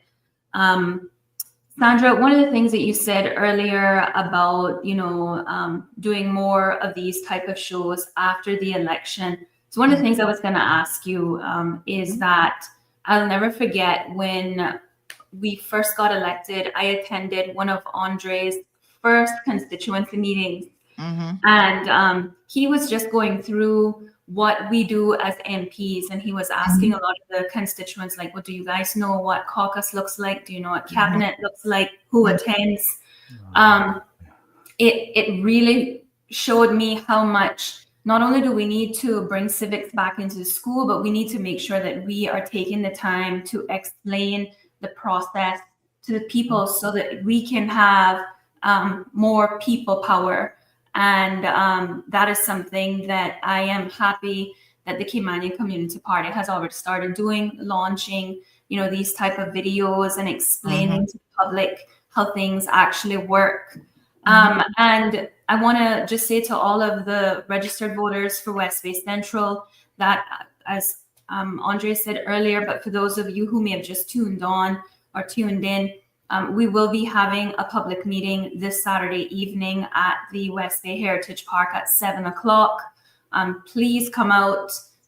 It's going to be an evening with lots of information. I'm going to be sharing a lot with you as we are getting into the final wind up of our campaign. And then, as he also mentioned, we'll have a final meeting the night before the election I guess, Andre, you can share a little bit more details about that. And just want to say, I know it was mentioned after I finished speaking earlier about the whole quiet or, quiet demeanor. Again, I'll reiterate what I said on the chamber debate. It doesn't just relate to me, but some of my other colleagues. I know Anthony said that, someone said it to him as well, but quiet does not mean someone is weak.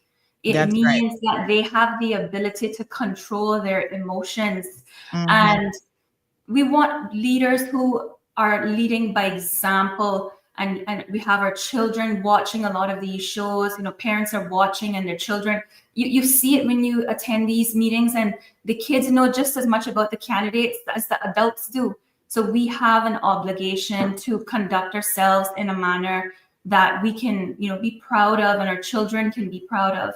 And that's probably the biggest highlight for me with working with all of my colleagues, the Caymanian Community Party. I'm proud to stand with them and to get on any platform because of their personalities and the way that they conduct themselves. So again, thank you for this time.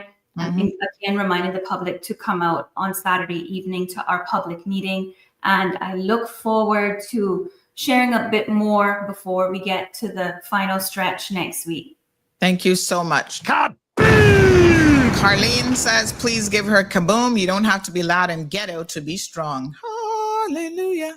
All right. So West Bay public meeting coming up on April the 26th at 7 p.m. at West Bay Heritage Park. Thank you, Miss Kathy. I know you pushed your meeting back a little bit to accommodate us. So good luck to you. And I think we may see you maybe one more time, at least before the election. So continued success to all the candidates. I appreciate it. Thank you. Okay. Have a good day, everyone. Thank you. All right. Sir Andre. Yes. Let's, I don't think that Natasha has come back. Oh gosh. All right. I think she was having some tech issues. Oh, hold on. I just heard her pop in. There we go. Natasha. Okay. Can you hear me? Yes. Yes. Awesome. Okay. We got you. We can hear you. Oh my goodness. Yeah. Some days, boy, the technology challenges you. All right. So lots of comments. We have a couple questions I want to put to you, Andre, that came in from earlier. One person just asked if you can share how you will be voting in the election. I will be voting in Prospect for Sabrina Turner. Number one. You're in Prospect? I'm registered in Prospect. Oh, okay. So you'll be voting. Oh, okay. I'll be voting for Sabrina Turner. Yes. And I mentioned that at her issues. I mentioned at her meeting, one of her first yard meetings, that's who our family gravitated towards in 2021 when she came by. I was, of course, busy campaigning in West Bay South, but the family was quite taken with her positions and how she laid out her plans for Prospect. I, of course, married a girl that I thought was completely from Savannah, and so left West Bay South because it was important to her to be closer to her family in Savannah. And then we find out Christmas 2023 that she's half West Bayer. So we are a part of my goal in terms of TCCP and access to housing is, as much as possible, make it much more affordable for Caymanians, because I've convinced her that, but I did all along. My wife stopped fighting about it, that it's time to move to West Bay for a variety of reasons. But now that's part of the goal, is that to actually have a better access to housing for all Caymanians, so that you can pick a home that you can afford, and since land is finite, and be able to live in the area that you wish, as much as possible, as fiscally prudent as possible. And that's one of the goals, to access to housing. So now that her roots have been confirmed and she's half West Bayer, she's out a lot of excuses. We'll be trying to go back to West Bay. And then in relation to the referendum questions as set out in the manifesto, well, I could take a step back in terms of my positions were set out in the debate on the referendum bill. In our view at the time, we argued that I don't think any of these needed to be referendum questions in the first place. What you have when you take all three of them is, if you take marijuana, for example, that's a policy decision that the government needs to make, or whether to adjust the penal code to decriminalize small quantities, which aren't defined in the bill, but should be defined in the penal code, so that you don't have young Caymanians who have a smaller offense on their record that stays for life, that prevents them from being in the job market. So I thought it was at risk to sort of throw it out, because I think there's a sensible case to be made in the floor of Parliament with research to just do it by way of a bill. And what happens if it comes back with a no without the relevant information, then you could defeat the purpose that you're trying to achieve. So I'm very cautious about the referendum bill. And I know that question from me in caucus was tacked on to dilute the attention from the question that really wanted to be asked by the caucus, which was about the cruise birthing facility. So I'm very cautious about how you ask referendums in the first place, because they can backfire, which is what I said in the debate on the bill. In relation to the national lottery, you can see that there could be potential upsides for that. So we'll be guided by the referendum, because it could bring in revenue, but there's still a whole lot of policy work that has to go behind that. Who will regulate it? Who will monitor it? There's a story today in the New York Times about a fixing or rigging of one in the state of Texas. So a lot of thought has to go behind it. Does it fit with our values? What are we trying to achieve? So yes, you could see some potential benefits of revenue, and if it curtailed illicit activity, but I think more thought needs to go into it. And on the cruise birthing question, our biggest concern at the time, go out and vote. It's there. It's a referendum question. Now we're not asking anybody not to vote. But our concern is, one, there hasn't been enough homework done by the ministry. This is their only deliverable, because they've had 2 years, the tourism minister, to come up with what a plan is for the entire national strategy for tourism. And what the subsector of cruise would actually need and look like to try to find a balance of the location, the environmental impacts, or where it may be environmentally suitable and fiscally prudent to do it in the budget. None of that work was done. And so now the country is delved into this acrimonious relationship between those who are the affected stakeholders and those who have environmental concerns, because the body of work to support the question hasn't been done. So our position is that I don't think it should be a referendum question in the first place. And I do understand the concerns of persons who say no, because particularly now that you have many of the heavy spenders in the same party, I don't necessarily want to vote for this, even if I think there is a balance to be struck for some monstrosity of a project to be foisted on the country and wave around what you said. Yes. Yes. So I think the better approach is what I thought was at the time, was to pull the bill back, and then the administration do what should have been done in the first place, is trying to find the balance of how you're going to support the economic activity of the important sector of cruise, because I do believe you don't necessarily want all your eggs in one basket. Cruise does provide economic activity, and we have to figure out a way how it has a better balance in the economy. All right. Shashanka Zulu says Ante was a brilliant footballer. He was super strategic and calculating in the field.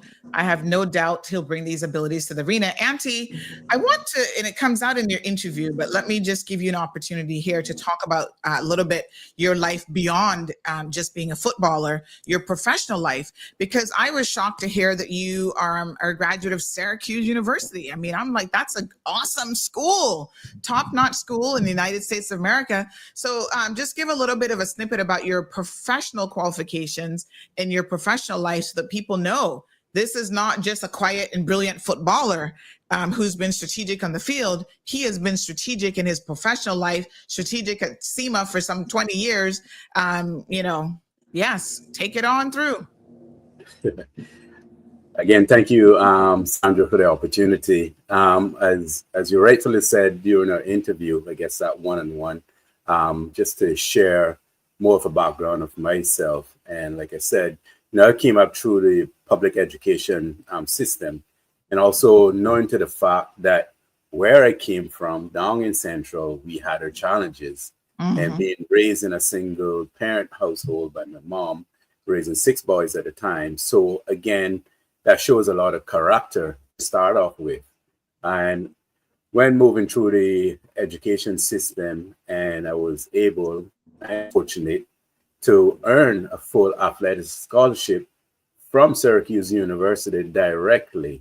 And it not only demonstrated my football abilities, to say, but it also showed my academic abilities on that. So again, as you rightfully mentioned, that it is a top university in the state, upstate New York.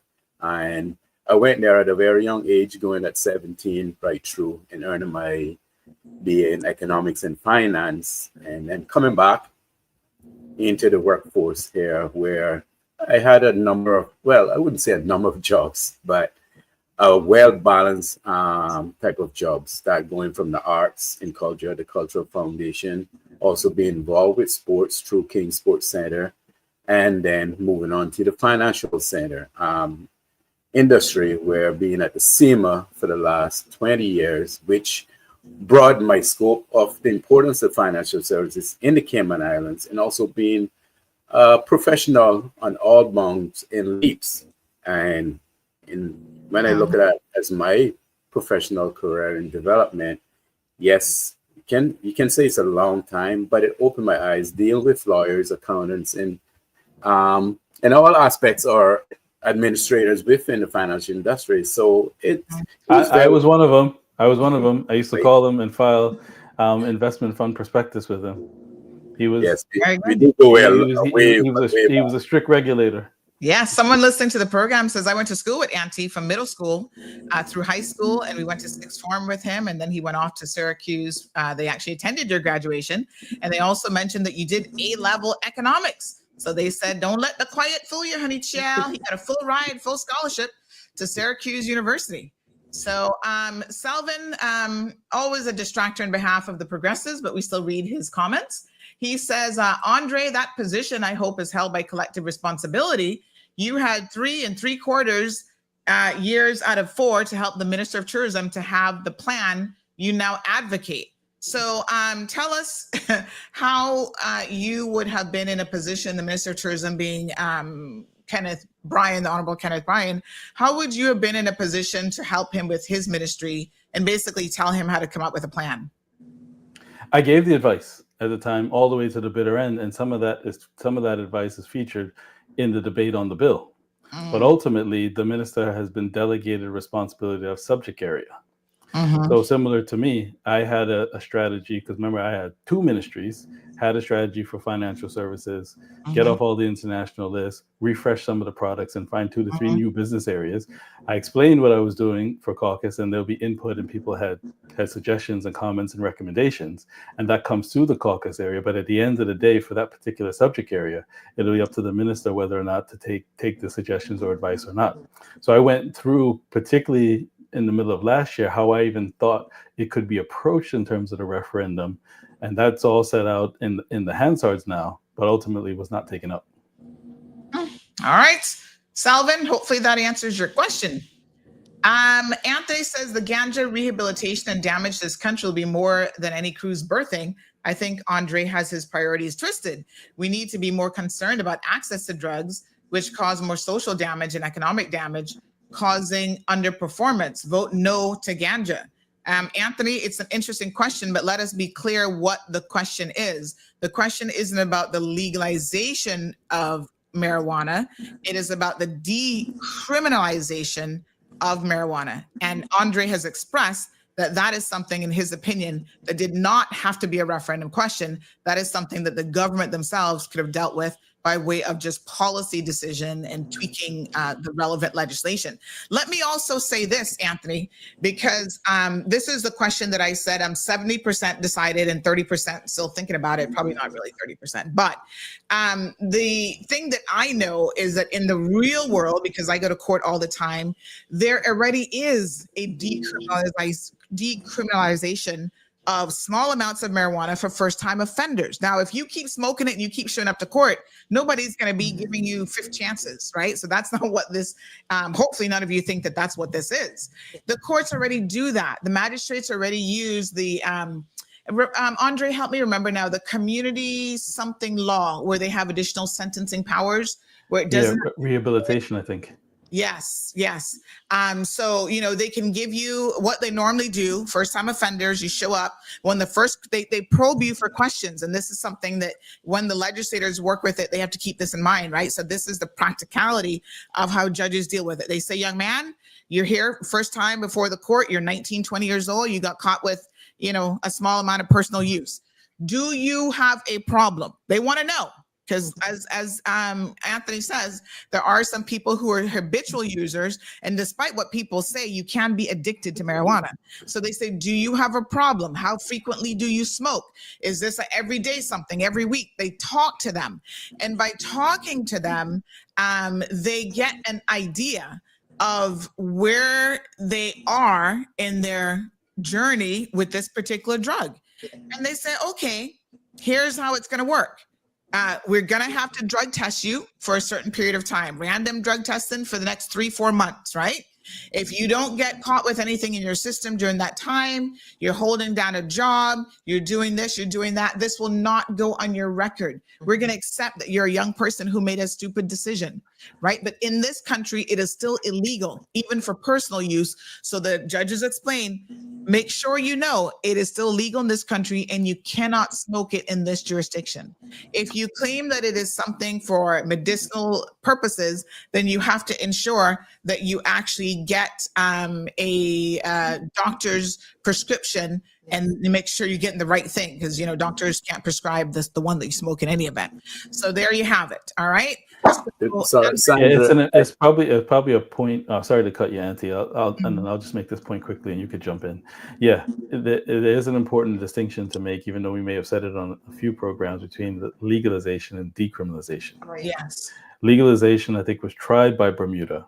And then ultimately they were overruled by the UK based on international obligations.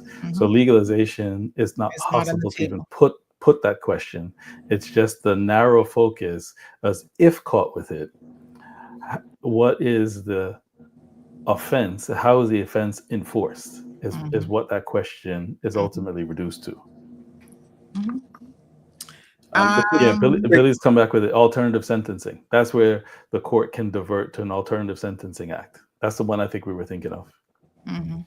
Yeah, the quick point I was going to make, it goes back to the fundamental about proper representation and making sure we're given good information, well-informed information, where people can understand what is being promoted or projected or imposed upon. So we can't continue where we get misleading information and then there's confusion and then there's separation as we go along. So again, it's one of those things, having well-informed information that is being presented so we can, also as a voter, can vote openly and consciously.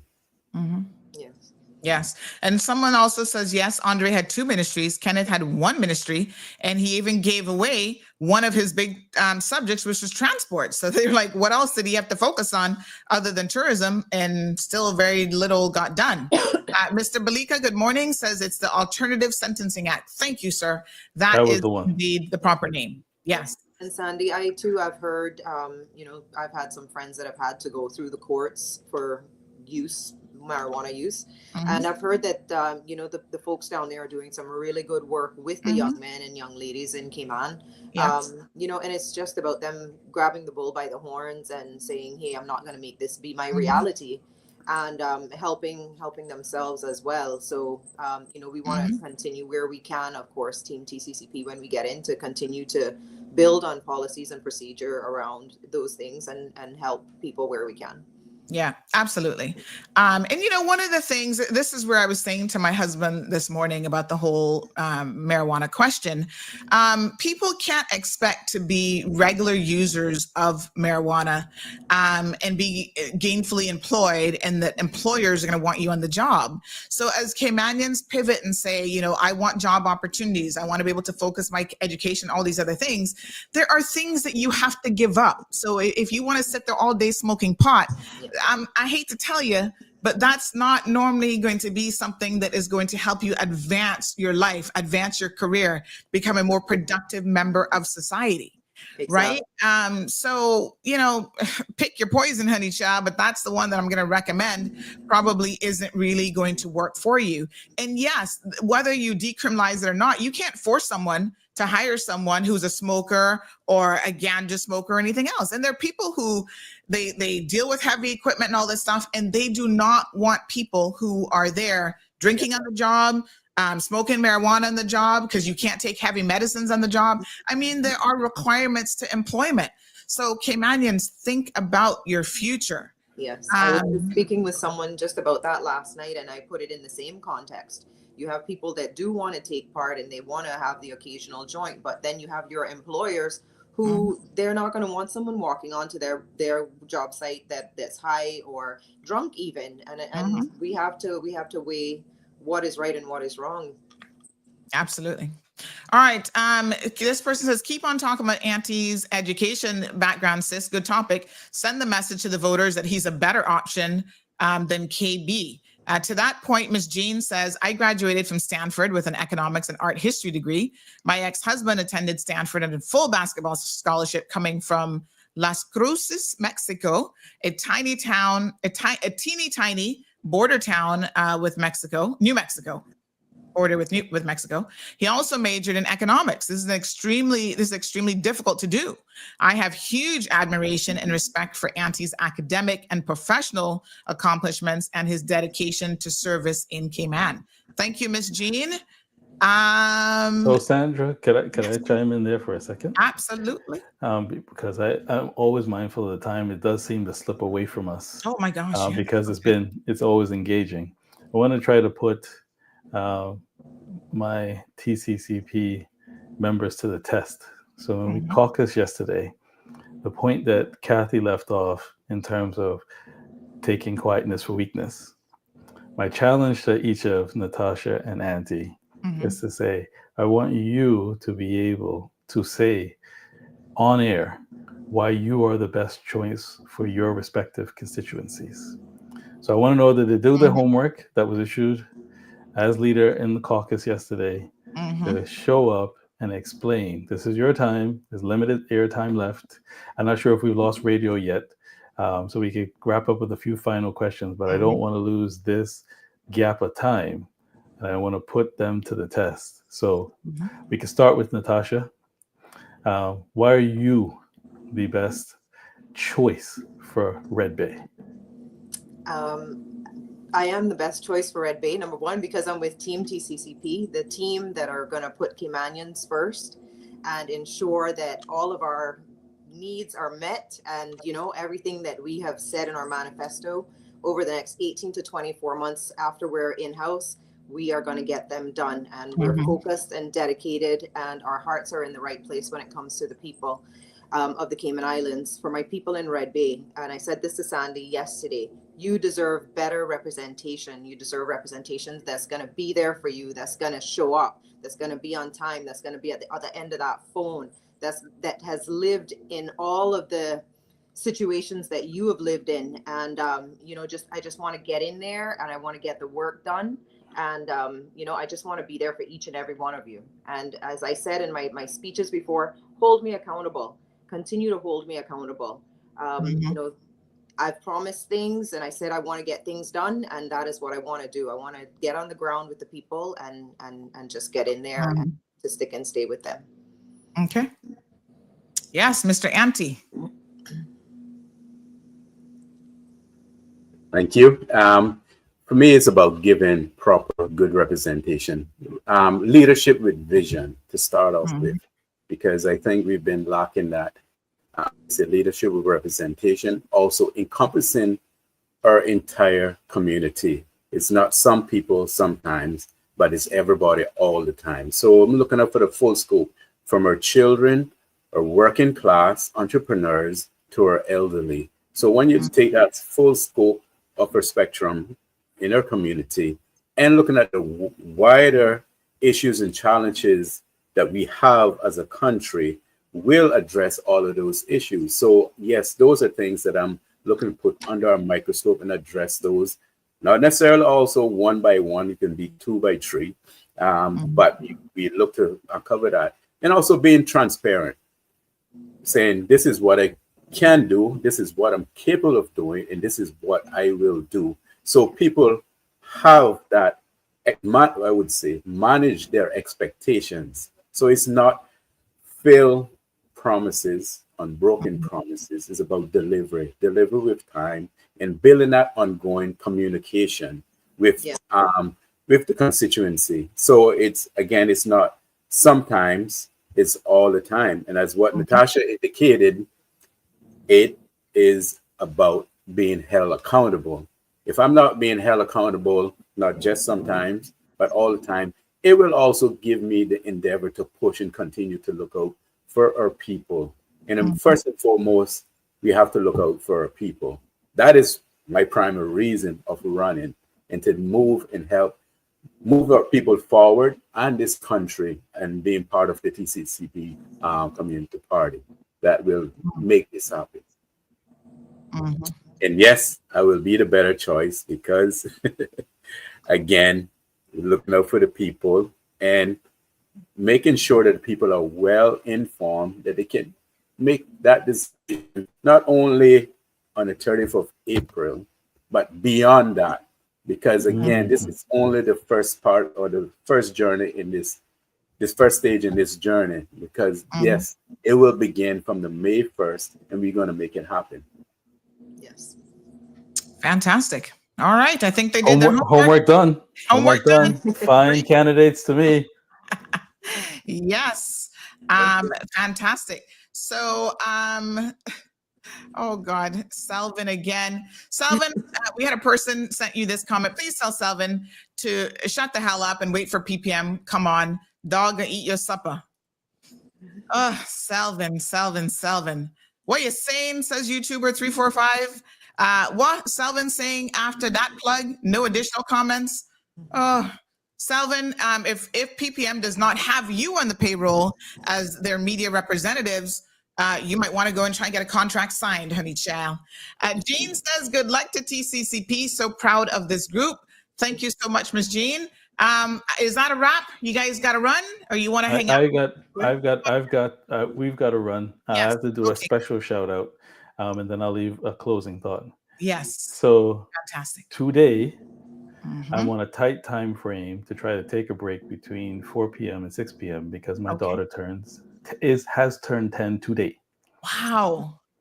Happy birthday. 6 a.m. ish, 10 years ago, she was born. So I'm trying to put forward all of my campaign activities as much as I can, as good as I can, as quick as I can before 4 p.m. in her party, and try to take time off with her from 4 to 6 p.m. Of course, I'll jump online afterwards.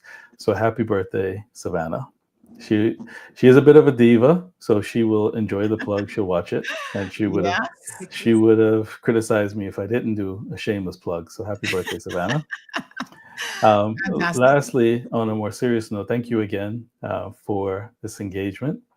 I think there's, and I'll allow you to defend yourself, Sandra, that there's some sort of back dealing with you to support us. You've offered a media platform to, I think, maybe all the groups. You can speak for yourself. We took up the opportunity based on the viewership that you have, the platform that you have, the direct engagement. It's a call show. The texts that come in, you have to be able to answer the questions as best as you can, think on your feet. And it's been a refreshing experience. Yes. So there's no sort of underhanded, under the table, you need to be for us. I don't think anybody in the world could get you to do that. I think you're your own person. I think you've proven that in and out of court. So for us, it's about the platform and engaging with the people, and to also deliver a message of hope. Yes, there's going to be smear and scare tactics. There'll still be more to come, probably in the final run up to the days where there are very little public policy achievements and milestones that can be pointed to. So this is the shift and the pivot that has to occur. But be in no doubt, K-Man, TCCP is real. It's balanced. It has a gender balance. It has a policy balance. It has an experience balance that wants nothing more than to take this country to the heights that it certainly deserves for all Caymanians. that will be able to participate and benefit for some of the success that we're coming to the islands, which goes back to the caller who called in from my constituency. We already got direct line details. I understand why she may have missed a couple of things already, just identifying who that may be. And I can't wait to engage, because we want all of you to shake off any apathy whatsoever. If you want change in the country, true change, positive change, without side deals, without bloated budgets for particular constituencies, without wasteful spending, without rude, bombastic behavior, then vote TCCP straight on 30th of April. You will find that change and balance, and we're going to bring that promise and potential into production for you. So God bless you all. I'm sure I'll see you probably on Tuesday, might be our next one, Sandra. Look forward to seeing you all there and engaging with you. God bless, Cayman. Stay tuned, stay positive. Hope is on the way. God bless.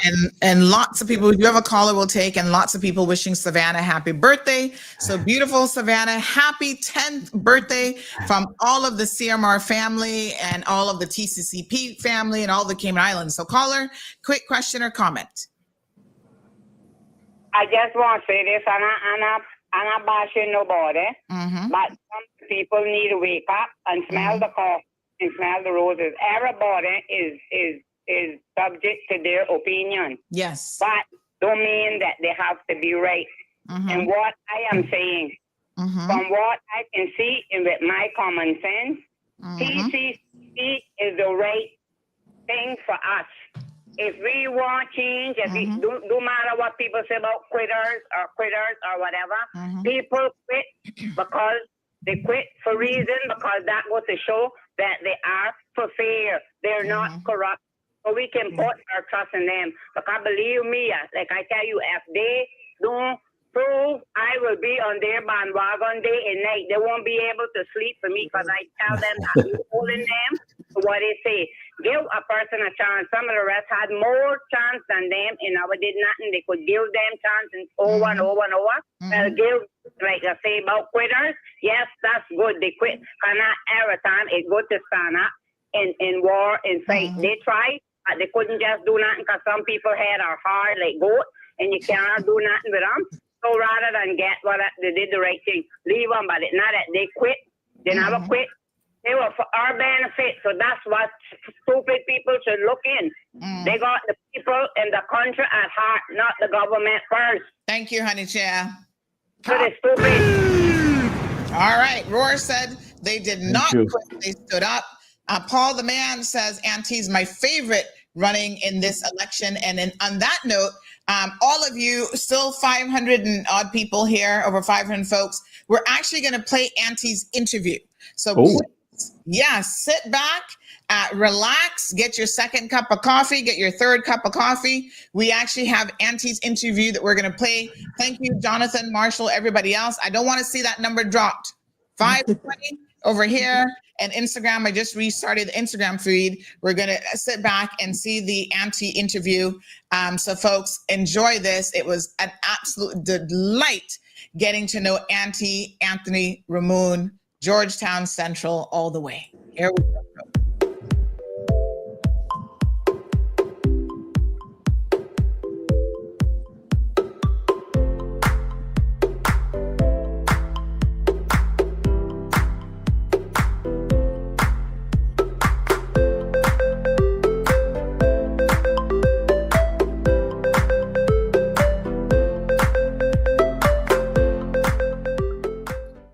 Oh, wow. We're in Georgetown Central, enjoying a little swing, homemade swing.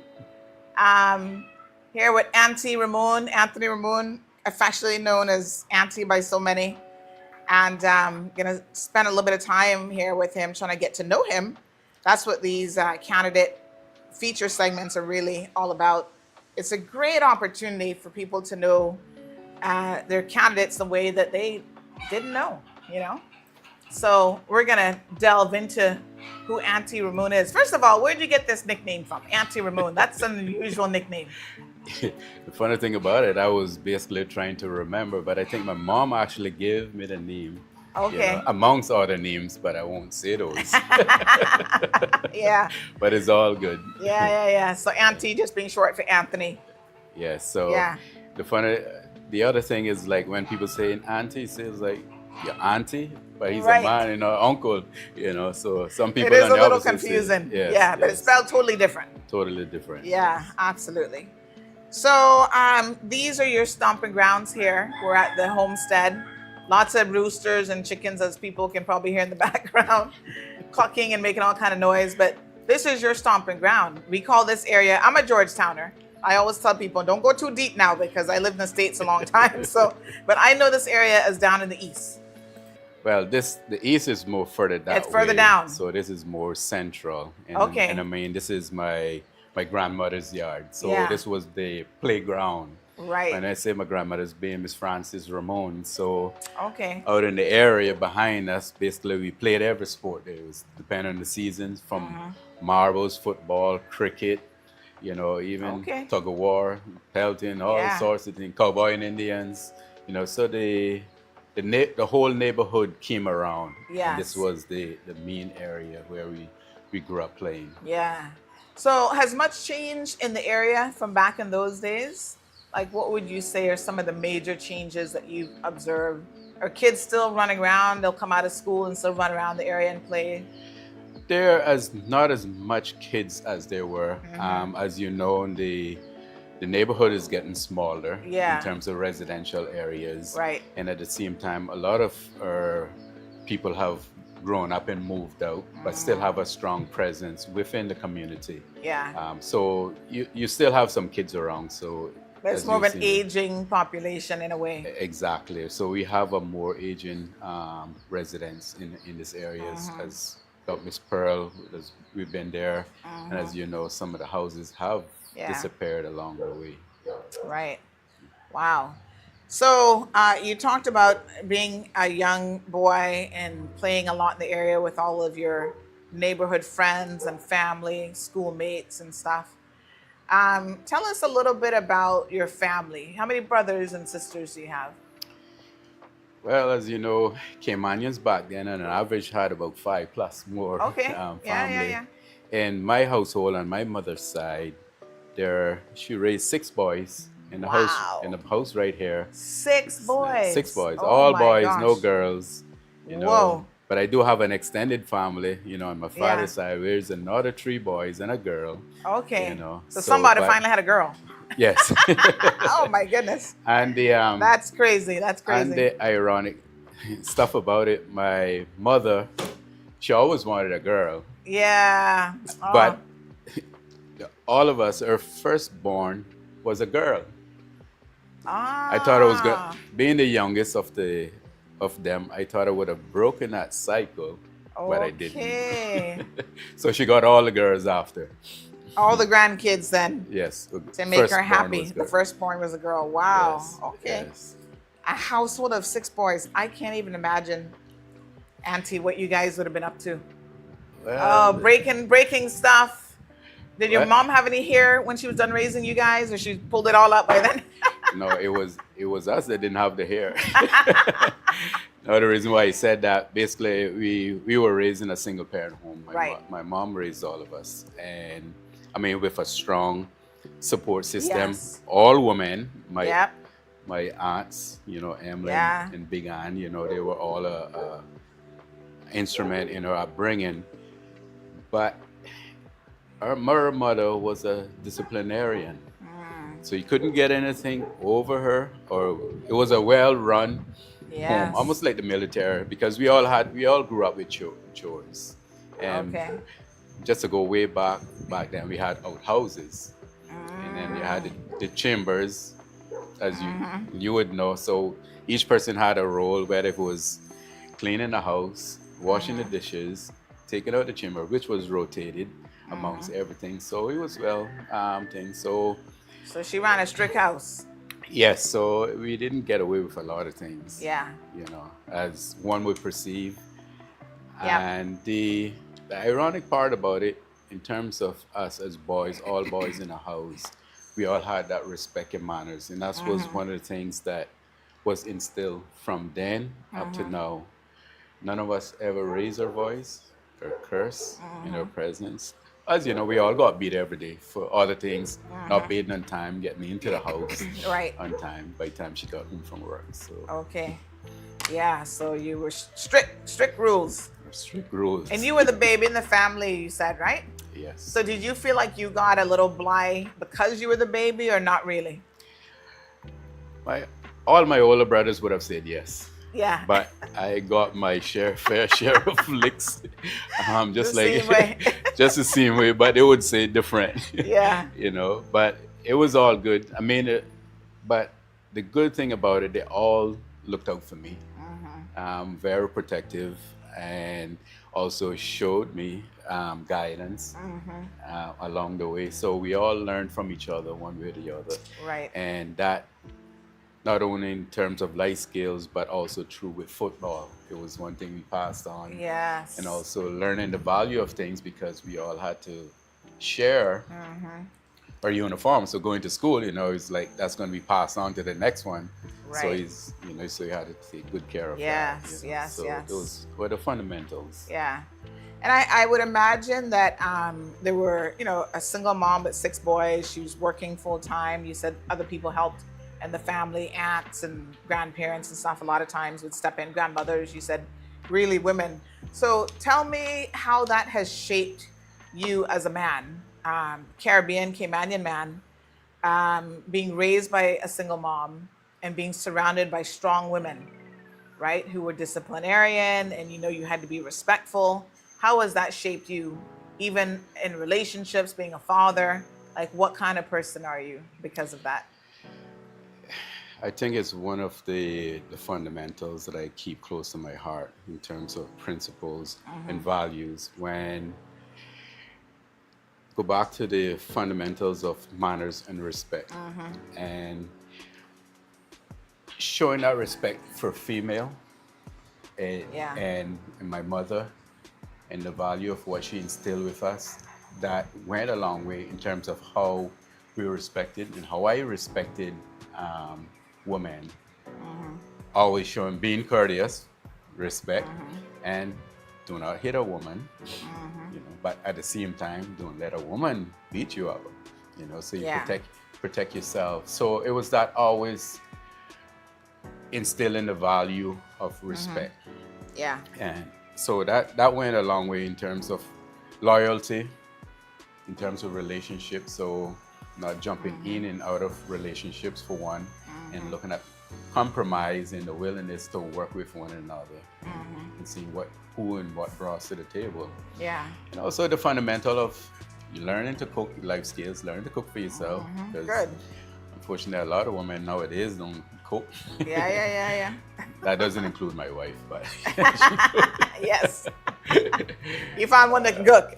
But yeah, so it was good. The thing is, raising up around all women and not realizing it at the time how strong they were. Yes. You know, and it was experiencing love in a different way. You never had it where you heard I love you, or that was that hug. But you know you were always protected no matter what. Food was on the table. You didn't know how it came most of the time, but it was always there. So you see how they did a lot more with less back then, and the sacrifices that they made. And as becoming an elder, well, I would say growing up and later understanding these and the fundamental made me realize a lot in terms of sacrifice. And they have shaped me in terms of now having a family of my own. What do you have to do, what is necessary in instilling the fundamentals and the principles of a household, what is there, how to provide, and how to run your household and operate it. Yeah. Can I ask you, this might be a sensitive question, but we're not afraid to answer any questions. Where was your dad? Where was he? My dad, well, I would say more like a seaman, but okay. Yeah, basically he was in and out of the island, but never had a strong presence. The first time I ever met my dad, I think it was maybe around 23. I was 23 years old. Wow. Okay. So he was coming on and in and out of Cayman at the Yes. times, you know. Okay. We had a lot of family here. And so it was not talked about that much. I saw pictures during my early childhood, and everyone say, well, you know, Lee was more the resemblance of him. Yeah. You know, when you saw Lee, you saw him basically. And, you know, but that never dawned on me in any way in terms of absence of a dad. Because at the same time, my mom, she was that stronghold of a male figure, authoritative figure, and that caring and supportive and providing mother. Right. So at 23, have you maintained, I mean, you met him, were you able to maintain or develop any sort of a relationship with him? I know sometimes it can be difficult. When you meet a parent as an adult, you're like, hey, I'm already, I'm good. Yes. You know? There wasn't any issues or concerns when I met him as an adult, and realizing it was all part of life. You know, people move on, they have their own thing. But some of my other brothers had a close relationship on and off. But me, as the younger one, didn't necessarily had or build that relationship. So only on a few occasions that I actually had that direct interaction until his passing, you know. But it was all good. It was all still in love and respect. As him as a person and his position as a father. And was he Caymanian? No, he is originally from Jamaica. Okay, all right. So I actually came here as an electrician at the time. Okay. CUC, he was working there in a month. So. Oh wow, okay.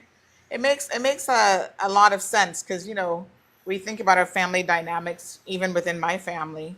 You know, my mom had a first set of children as well. It's kind of similar, Jamaican father. And I don't know if he didn't like Cayman or whatever, but in those days, a lot of them didn't really stay. You know, they kind of went back home and, you know, it is what it is. But so your brothers are really, did you find that they were, what's the age difference between your eldest brother's who? It's Paul. Is Paul, okay. What's the age Capitan, difference between you and him? Probably, I think, well, given a calculation, but at least probably 15 years or more. Wow. Yeah. So he was almost an adult when you came along. Yeah, pretty much. Yeah. So did you find that he kind of also became a little bit of a father figure, or did your mother really do all of that? No, he was there more the authoritative in the house also too. So Yeah. I mean, whether she was out, he was there. I mean, he set the foundation, and he continued to set the foundation up to this day, regardless. So, you know, I would say that the big bro, you know, that we all look up to, you know, for guidance and inspiration. Yes. You know, so he continues to be that father figure, an authoritative figure for all of us. Yeah, very good. All right, so you went to Georgetown Primary, I'm assuming? Yes, Georgetown Primary back in the day. Yeah. Very nice. And then you would go on to, where'd you go after Georgetown Primary? Well, my whole education was through the public education system. Yes. At that time, they had the middle school. Yeah. And then the Cayman Islands High School. Yes, okay. So it was one to the next. So it wasn't straight into the, I think later on that, or before they had the fifth form, sixth form, but it was more the Georgetown Primary, middle school, and the Cayman Islands High School. So your family is known for loving football. A bunch of footballers. You guys play. But what were you, for yourself personally, how were you with your school books, as Caymanians would say? Were you a good student, average student? Oh, just above average. Yeah, okay. Well, a mother at the time basically didn't finish high school. Okay. As most Caymanians at that time didn't finish high school. But they knew the importance of education.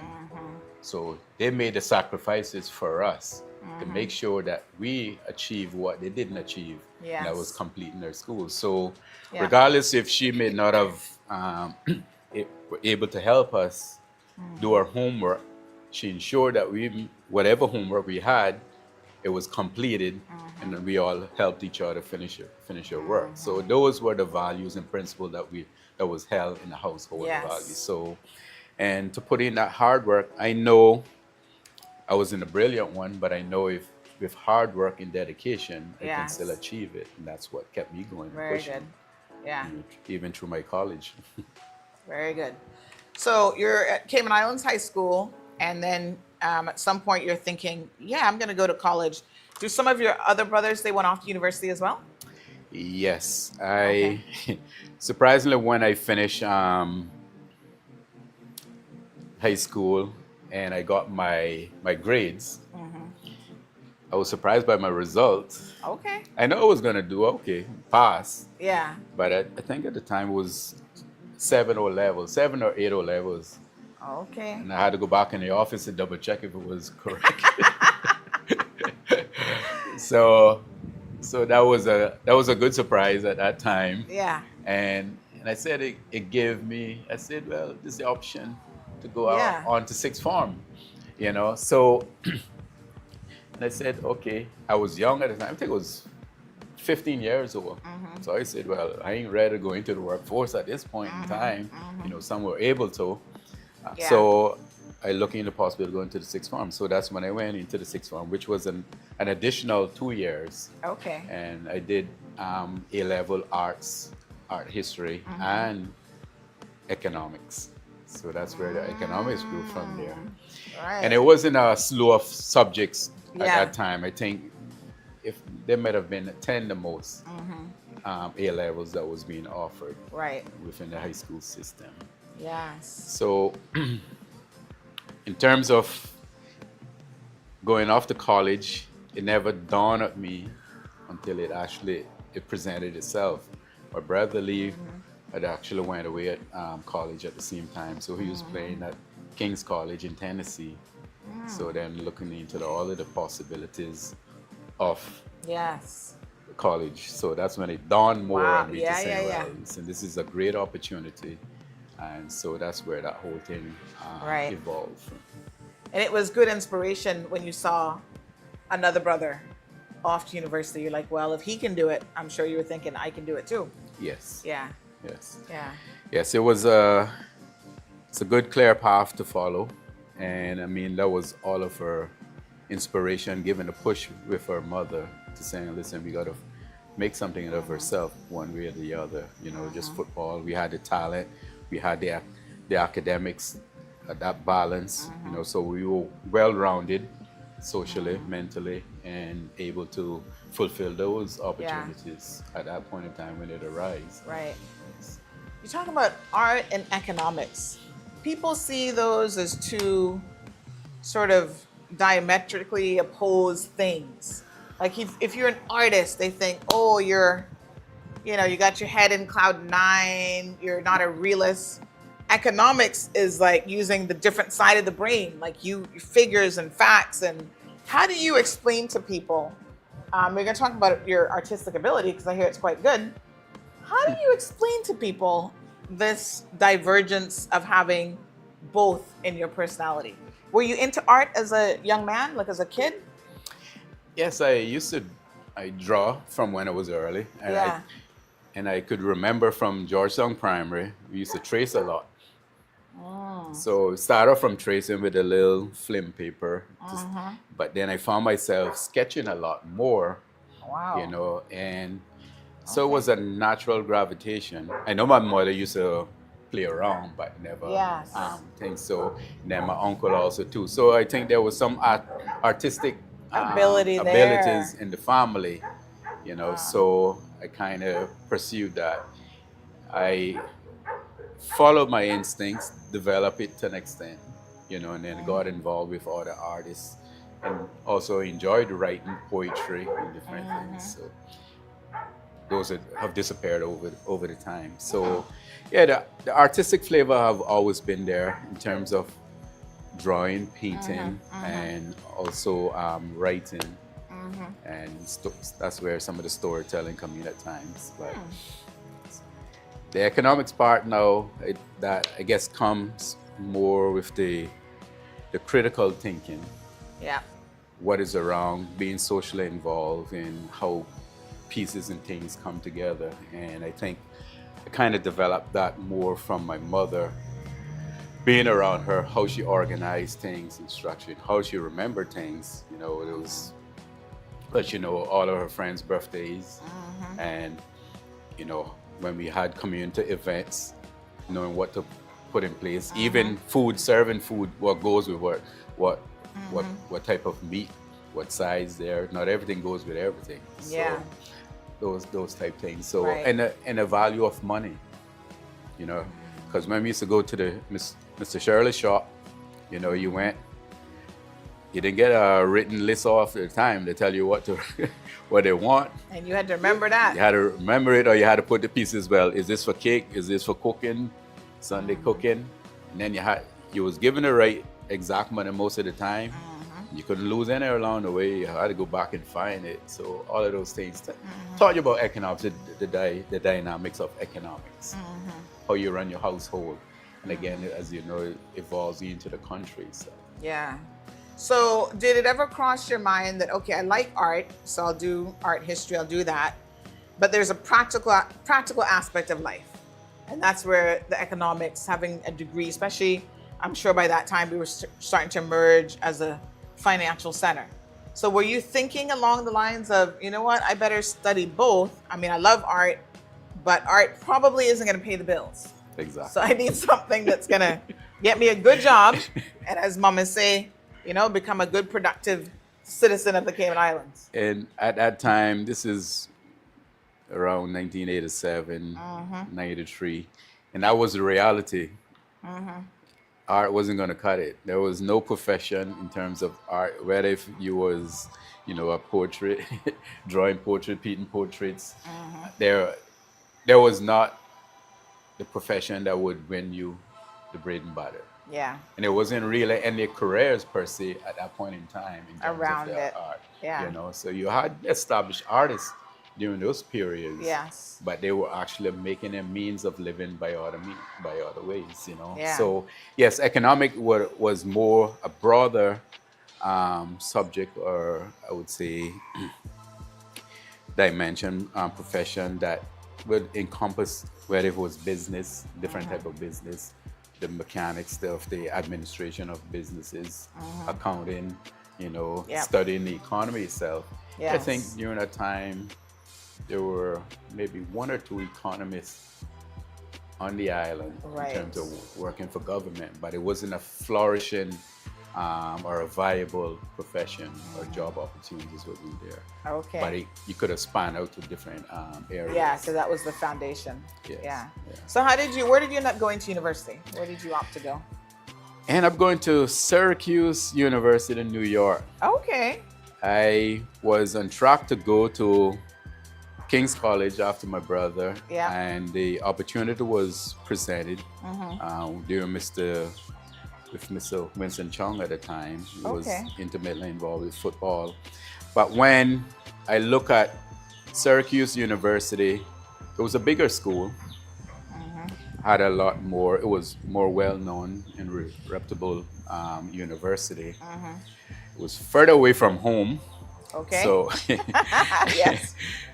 But the interesting thing about it, to say further away from home, it would have been less distraction, people coming up and say, where if you're going in Miami? So that was one way of it. But the other challenge was was basically looking at the weather, all of those things. So those were some of the challenges. So I went with the greater in terms of saying, looking at the bigger picture of things, to saying, well, okay, going to Syracuse University will give me a broader or greater opportunities in terms of returns and academics and exposure athletically also too. Right. So that's why I basically went to That's Syracuse. what you did. So Okay. and that was an experience in itself. How did you survive those cold? Because that would probably have been your first experience in that kind of weather, right? How did you survive the New York cold and the big city life? Well, the ironic thing about it, I left at the age of 17. Yes. And I saw snow for the first time on my 18th birthday. Wow, that's cool. My first semester, I cried. Oh, yeah, it was tough. It was tough. I was homesick for one. Yes. And I was freezing. And I got a hard welcome in terms of snow and cold weather. And at that time, I had the perception that it only snowed in December. So I couldn't wait to come back home to get. So you got a rude awakening. And I remember when I was flying in back in January, I saw all the white. And I was like, what is that? It's still snowing. Still snowing. And it got worse. Man. So my first year, I cried like a baby. I was homesick. And the only thing that kept me going was my mom. To say I got to push on through for my mom and also too for my family. To say that I could not fall under these circumstances. Right. Failure was not an option. Failure was not an option. And also I knew the challenges that I had in the environment I was raised in. I know it was something I could have overcome like anything else. So I pushed on through. You were there on a government scholarship? No. No. Oh. So I was fortunate I was there on a full scholarship from the university itself. Wow. So at that time, Syracuse was, like I said, one of the top universities, and it was around 25,000. I'm trying to remember if it was for the year or a semester. Yes. Now I went back 2 years later. Tuition is 95,000. And they gave you a full scholarship, academic scholarship or? Athletic scholarship. Athletic. But I had to have my grades up. So that's where the economics and, the A levels and O levels came in very. I had to sit my stats at that time also too. So I made a grade. Yeah. And I maintained the grade throughout my my career there at the university. Wow. Yeah. So what were you playing football there or what were you playing? Yes, football. Okay. So I was playing Very football good. there. So I had to maintain my performance and I also had to maintain my grades to stay in the university. And at the same time, the faculty set our standards. So we had to, as athletes, we had to maintain a minimum of 2.5. That was the minimum to maintain your scholarship. Yeah. So that was internal. So Sure. so I didn't receive a football scholarship. Well, sorry, I didn't receive a scholarship from government. That was directly from the university itself. Yes. So they basically recruited you. Yes, they to were come recruited. to Syracuse. Yes, a coach came down here at the time, so they were doing some scouting. I was one of those. Wow, very interesting. It was NCAA Division One. So nice. You talk about how much you missed home. Were there any other Caymanians there at Syracuse at the time? yes, there were one Caymanian at the time. Okay. Jennifer. I think for Jefferson's. Okay. I think she might was have been Jefferson. yes, she was family. She was there. She was, I think, in her third year when I actually When got you there. went there. So we managed to catch up. Yeah. Okay. Yes. Because it's nice when you go far away, especially. The first thing you do is try to find Caymanians if you can find them. If you can't find them, you do the next best thing. You link up some Jamaican brethren or some Yes. Caribbean people. If you can't find Jamaican, you're like, well, anybody here from Bahamas, Barbados, anywhere else in the Caribbean, you can find them. No, I did build that relationship with a few guys. As Yeah.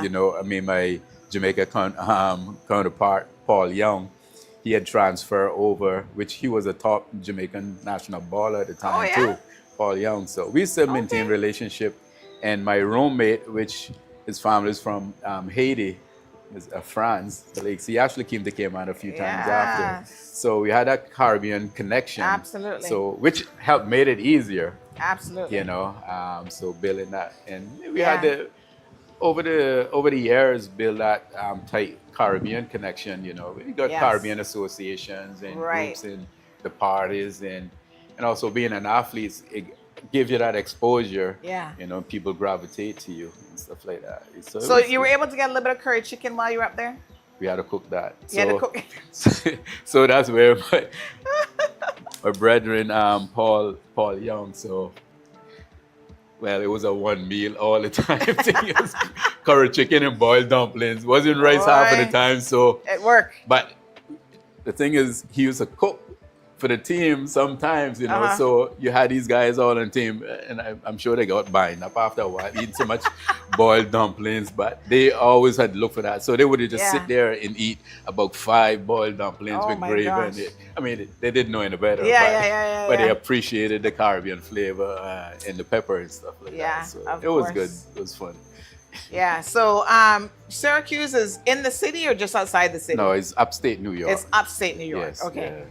Yeah. But sometimes I'm sure you go into the city. Yes. So we traveled into the city and we actually had, games. So we actually was on the road a lot of times and flying and playing. So every other weekend or every weekend after we were traveling. So student athlete life wasn't easy. Yeah, you got to balance. You're missing classes, you're training, so it was a juggling act. So you had to maintain those grades. So most of the time we picked up or raise our grade levels up during off season, even though we still played games. So there was a lot of traveling. So and we did go into the city a few times. Did you maintain your your degree? You'd maintain a dual degree, art and economics at university? No. So it was just economics. Just economics at that point. Yes, okay. yes. But having access to a big city, even upstate, I'm sure you still got your artistic fix. Maybe you got to go to a few art shows. Did you have any exposure in terms of that? Yes, there were some art shows I visited, even when going into the city itself and seeing if we had time, because sometimes you were just kind of in and out, and also within the university itself, because you had a prominent art school there, and basically, and you will always know the artistic people when you see them on campus. Right. Going back, again, they were usually all dressed in black. Yeah.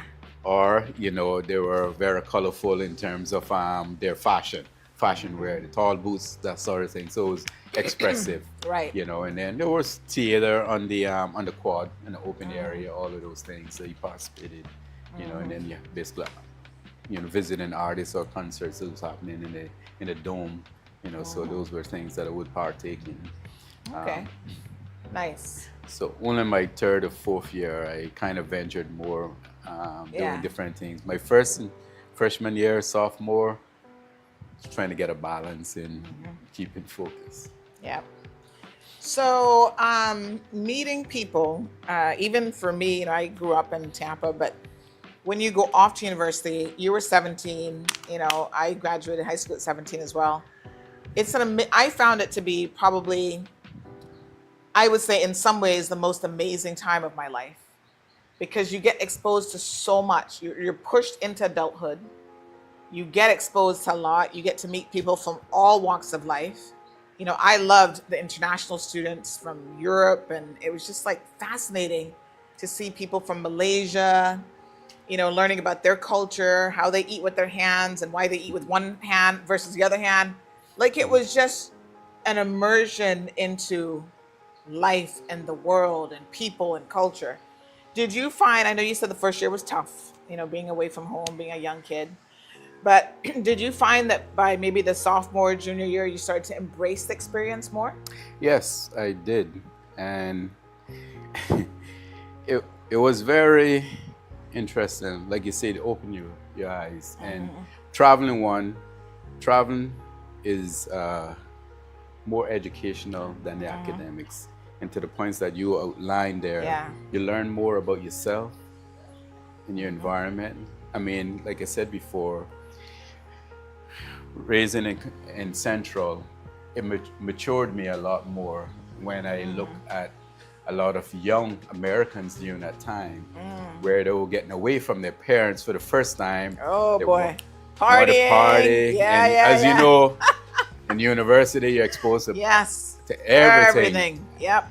And I mean, I learned more about every other drug possibility there could be, in terms of persons smelling paint, scent. Yeah, it's crazy. Chalk, dust, all of those things. Yeah. And I mean, I had to actually do a class on drugs as part of my orientation for athletes, because I would have randomly gotten tests, drug tests. So, and it was always the value of the principle to say, well, if you go in a room or a party And there, if person are smoking, you either ask them to stop. If not, then you remove yourself. There you go, because it's either positive or negative when you do your test. So, and they don't care why.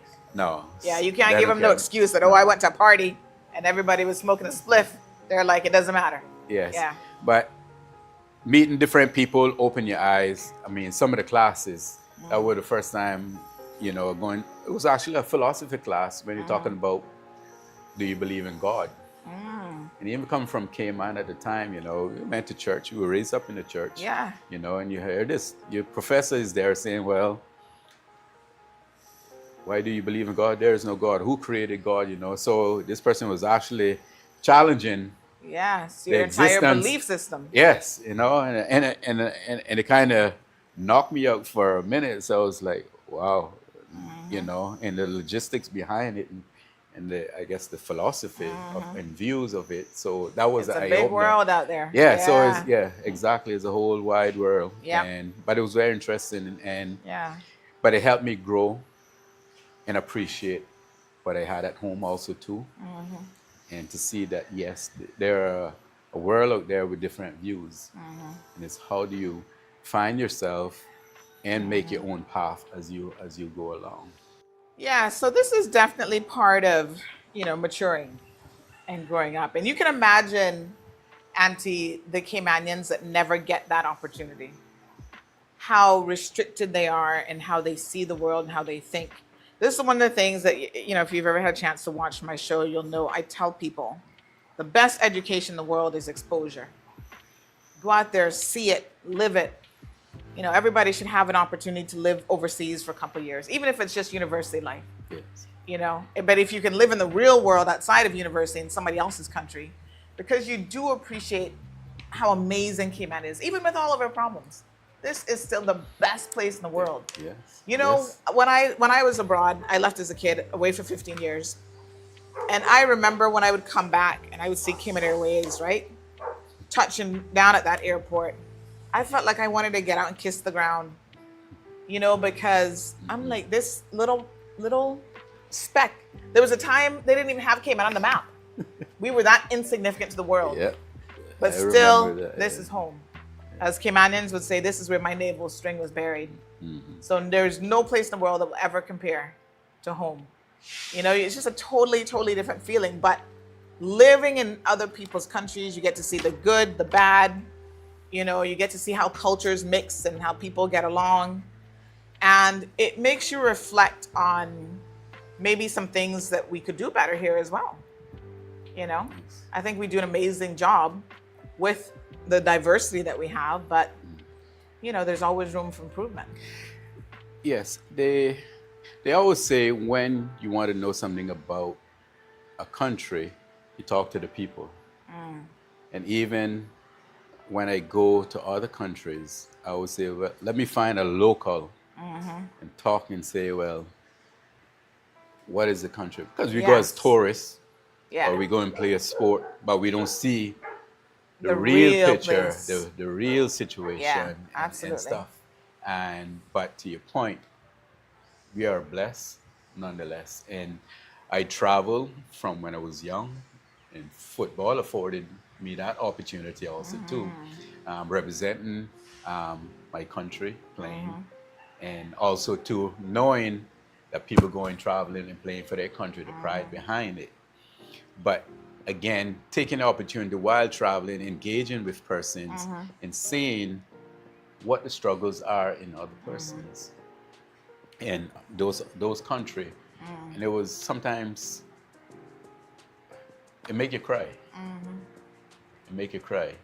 And I mean, some of our Caribbean counterparts, and even in Europe, I've traveled and seen the struggles and the conditions. But what amazed me at the same time, when you find those persons who are struggling, they're still human.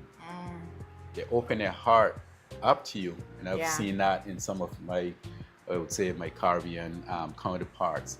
And also too, I remember one time I was in England and went on trials, professional trials.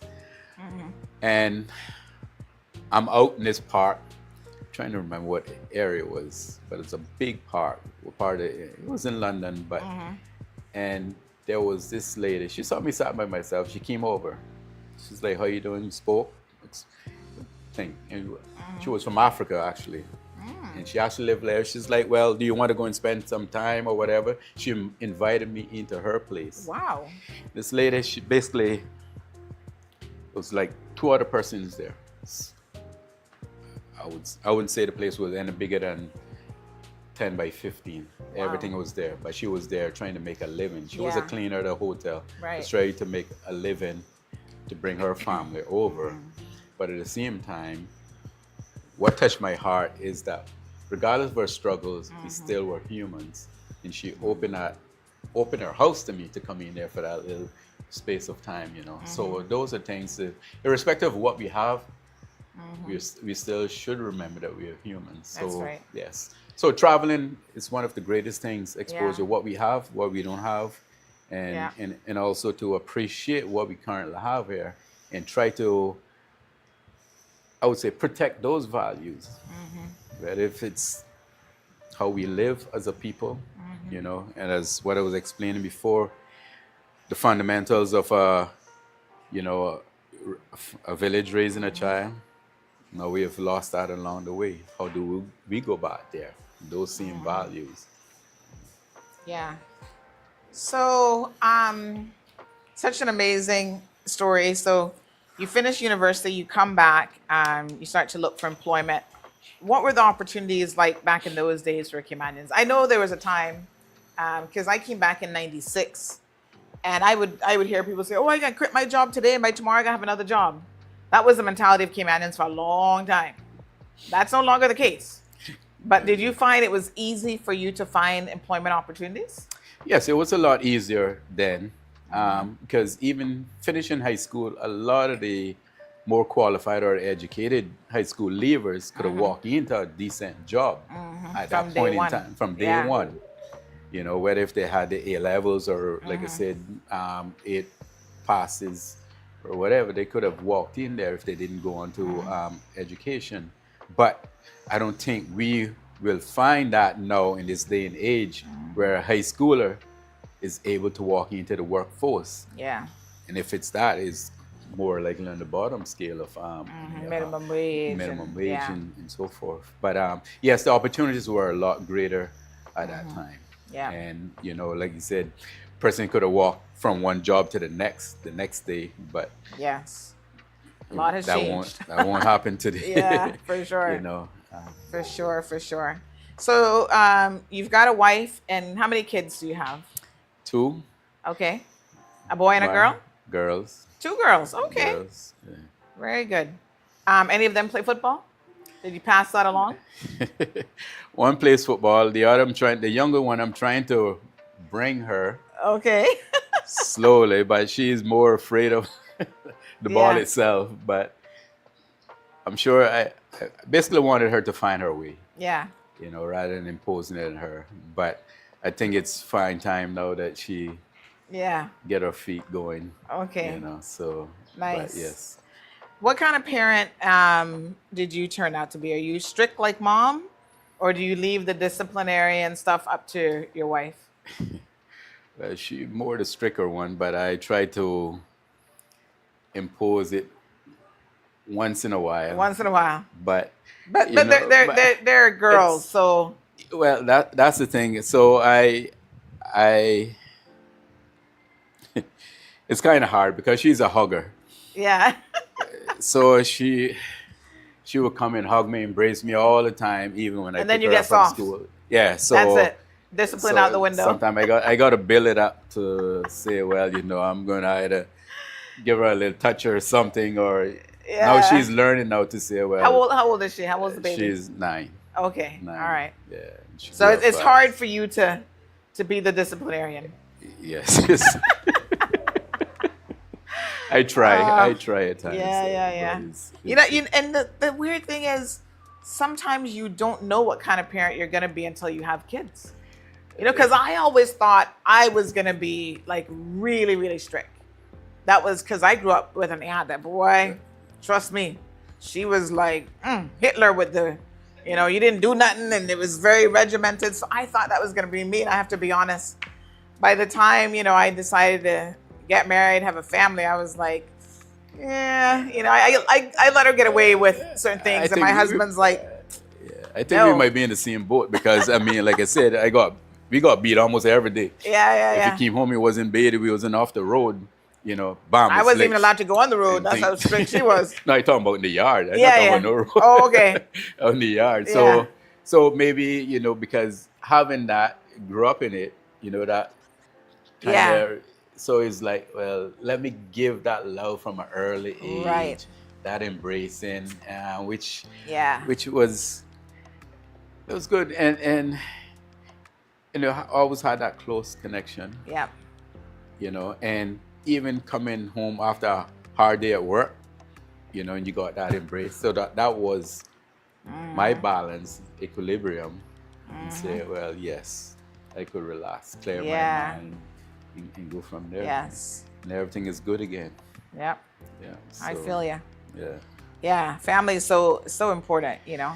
Yes, and I must say, with my family, I've been fortunate that, you would say all boys up there was kicking out rumpus or, you know, fighting like cats and dogs. That was never the case. I know we had our difference. We say this and that, or we took it up on the field, you know, and get those frustrations out. But we all lived as one. Yeah. And up to this day, you know, I mean, and that makes a significant difference. Yeah.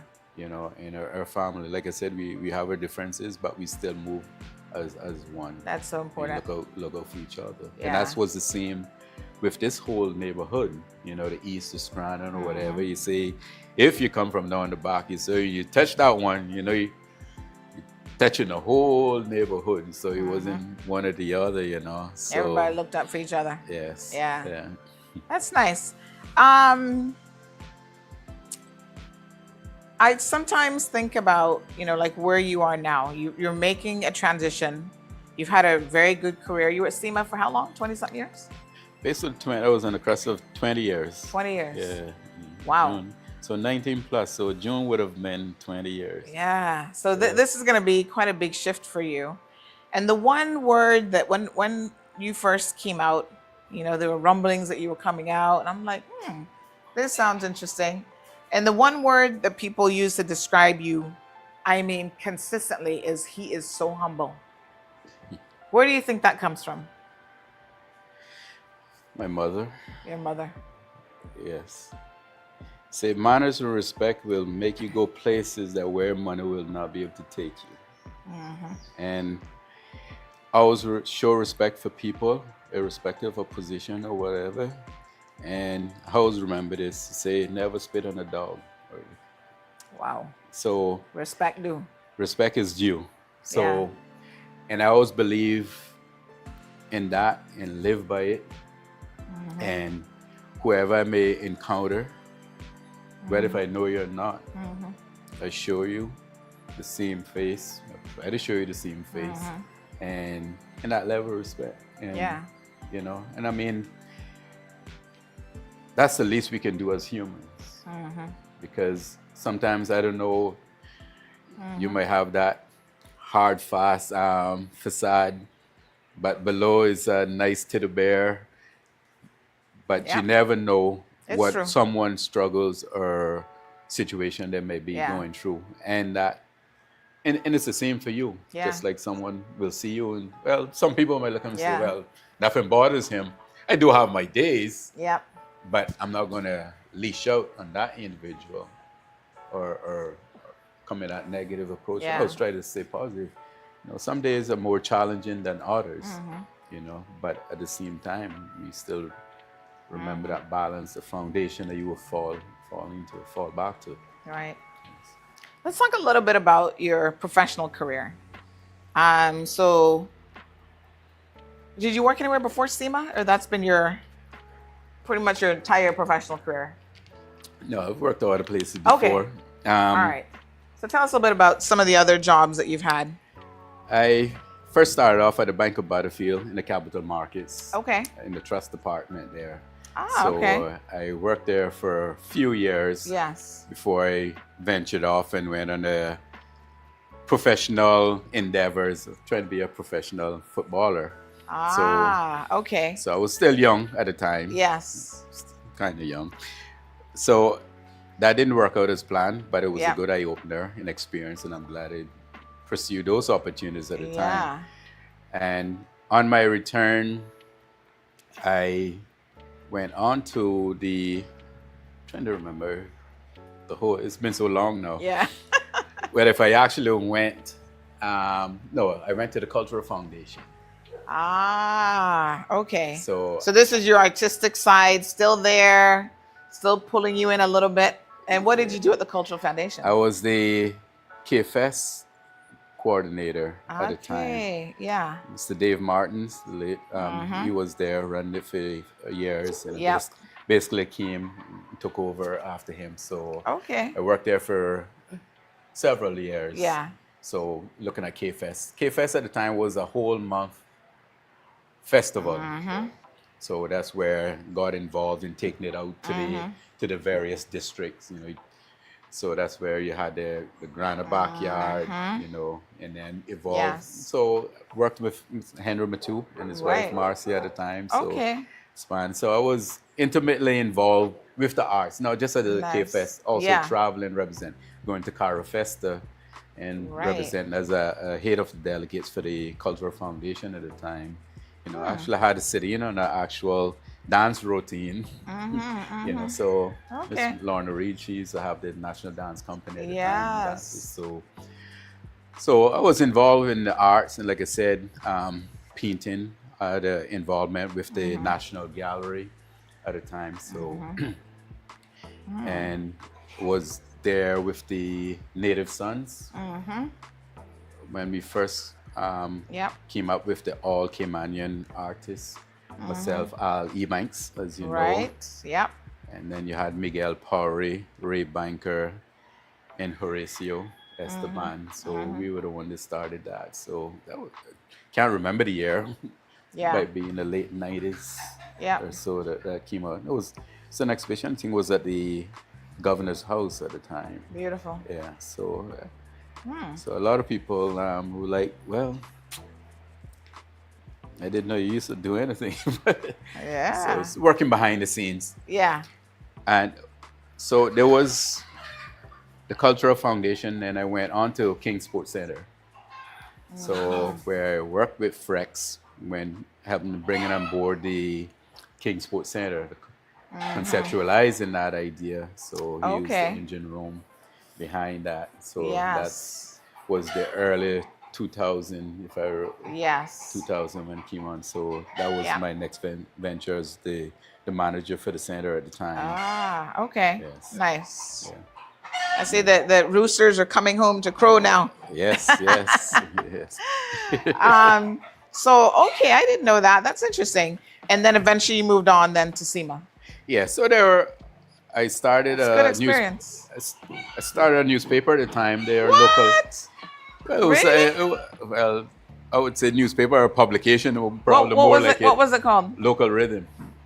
Okay, I don't even remember that, but okay. No, it was. I probably did it for a year or so. You know, it was more focused on art, or no? It was a mixture of community arts. You know, but it was that personal touch.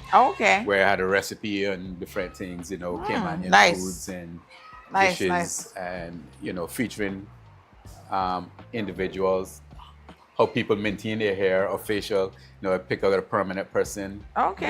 Did an interview with them, wrote scripts and stuff like that. So local. What was it called? Local Rhythm.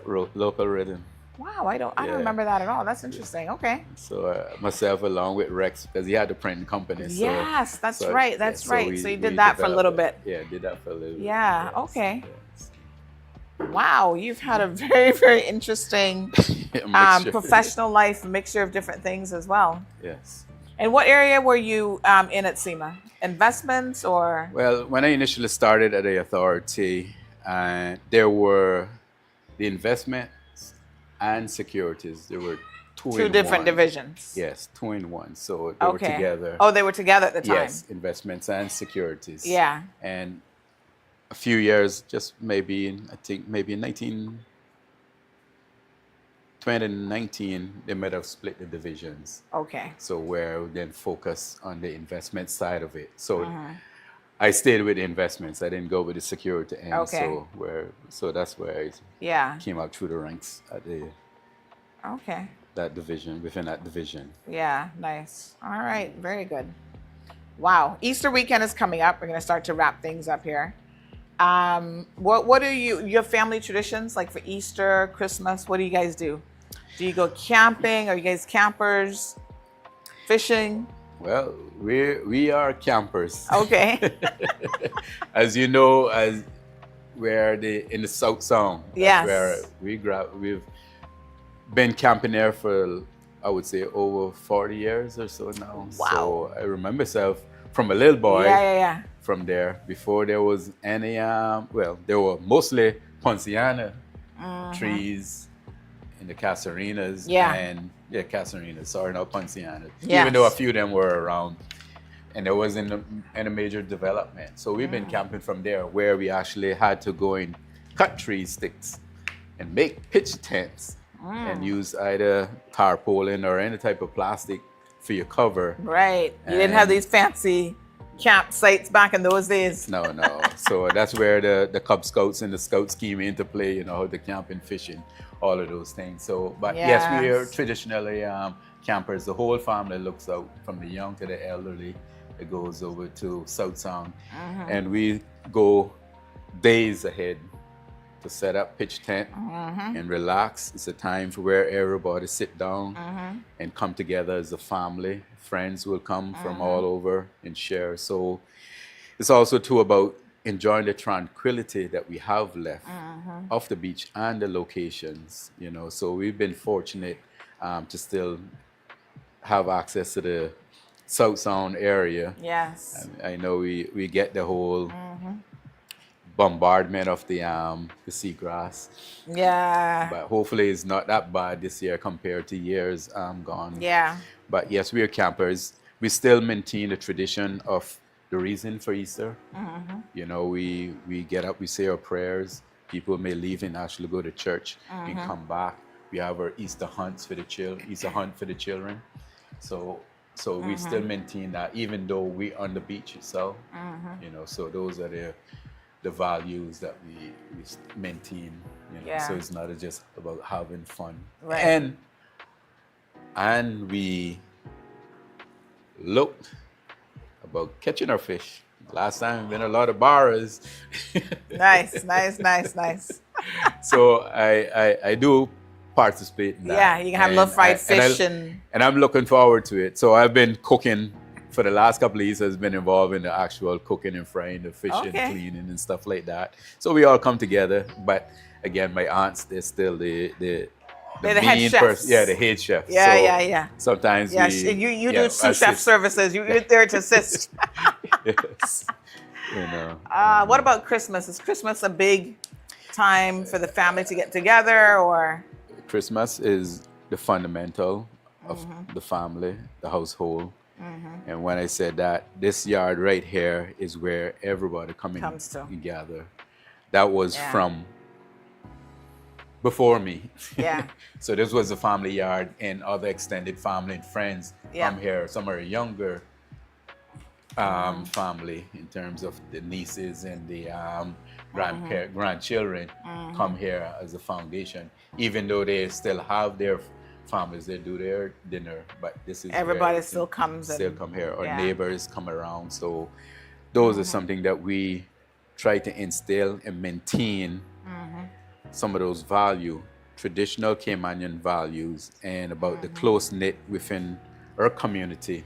Yes. The importance of that, because again, as you know, what we discussed earlier, it is a aging community. So we have to appreciate those that we still have amongst us, even though we have lost a few or many, young and old. But again, it's about life and coming together. Yeah. So we maintain that. So, and it's very close and dear to my heart, because I've never missed a Christmas. Wow. From a young person and as an elder. Yes. and it's something that we try to maintain.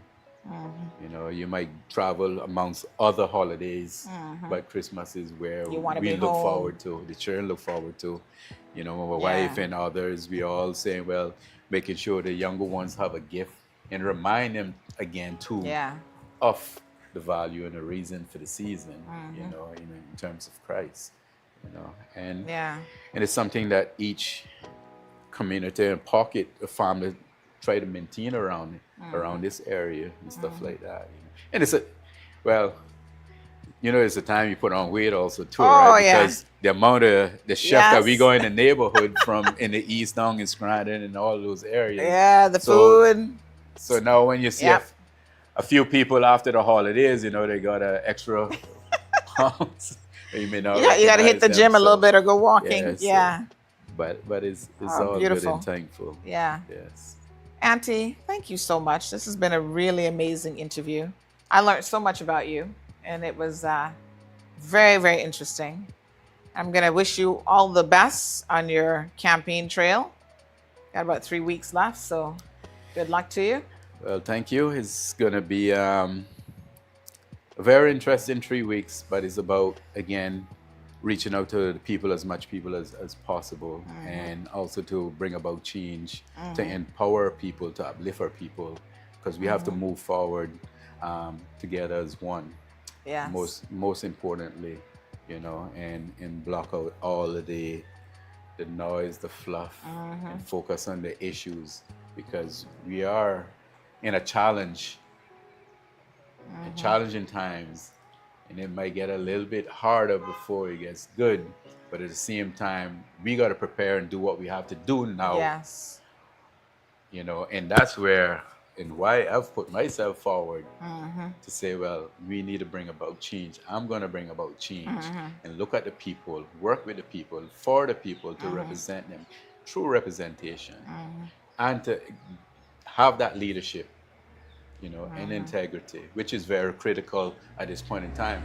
So I want to, where there's a clear path of where we want to go as a people. And I know where we need to be as a people, as a country. And I will work hard for the people when I'm elected in office. Come the 30th or the 1st of May, I should say. Yes. So, but I want to thank you for the opportunity. Yes, absolutely. Much appreciated. From one Georgetowner to the next. Yes. And Tona to the next. Yeah, boy. Thank you for tuning in to another episode of The Cold Hard Truth on Bobo 89.1 FM.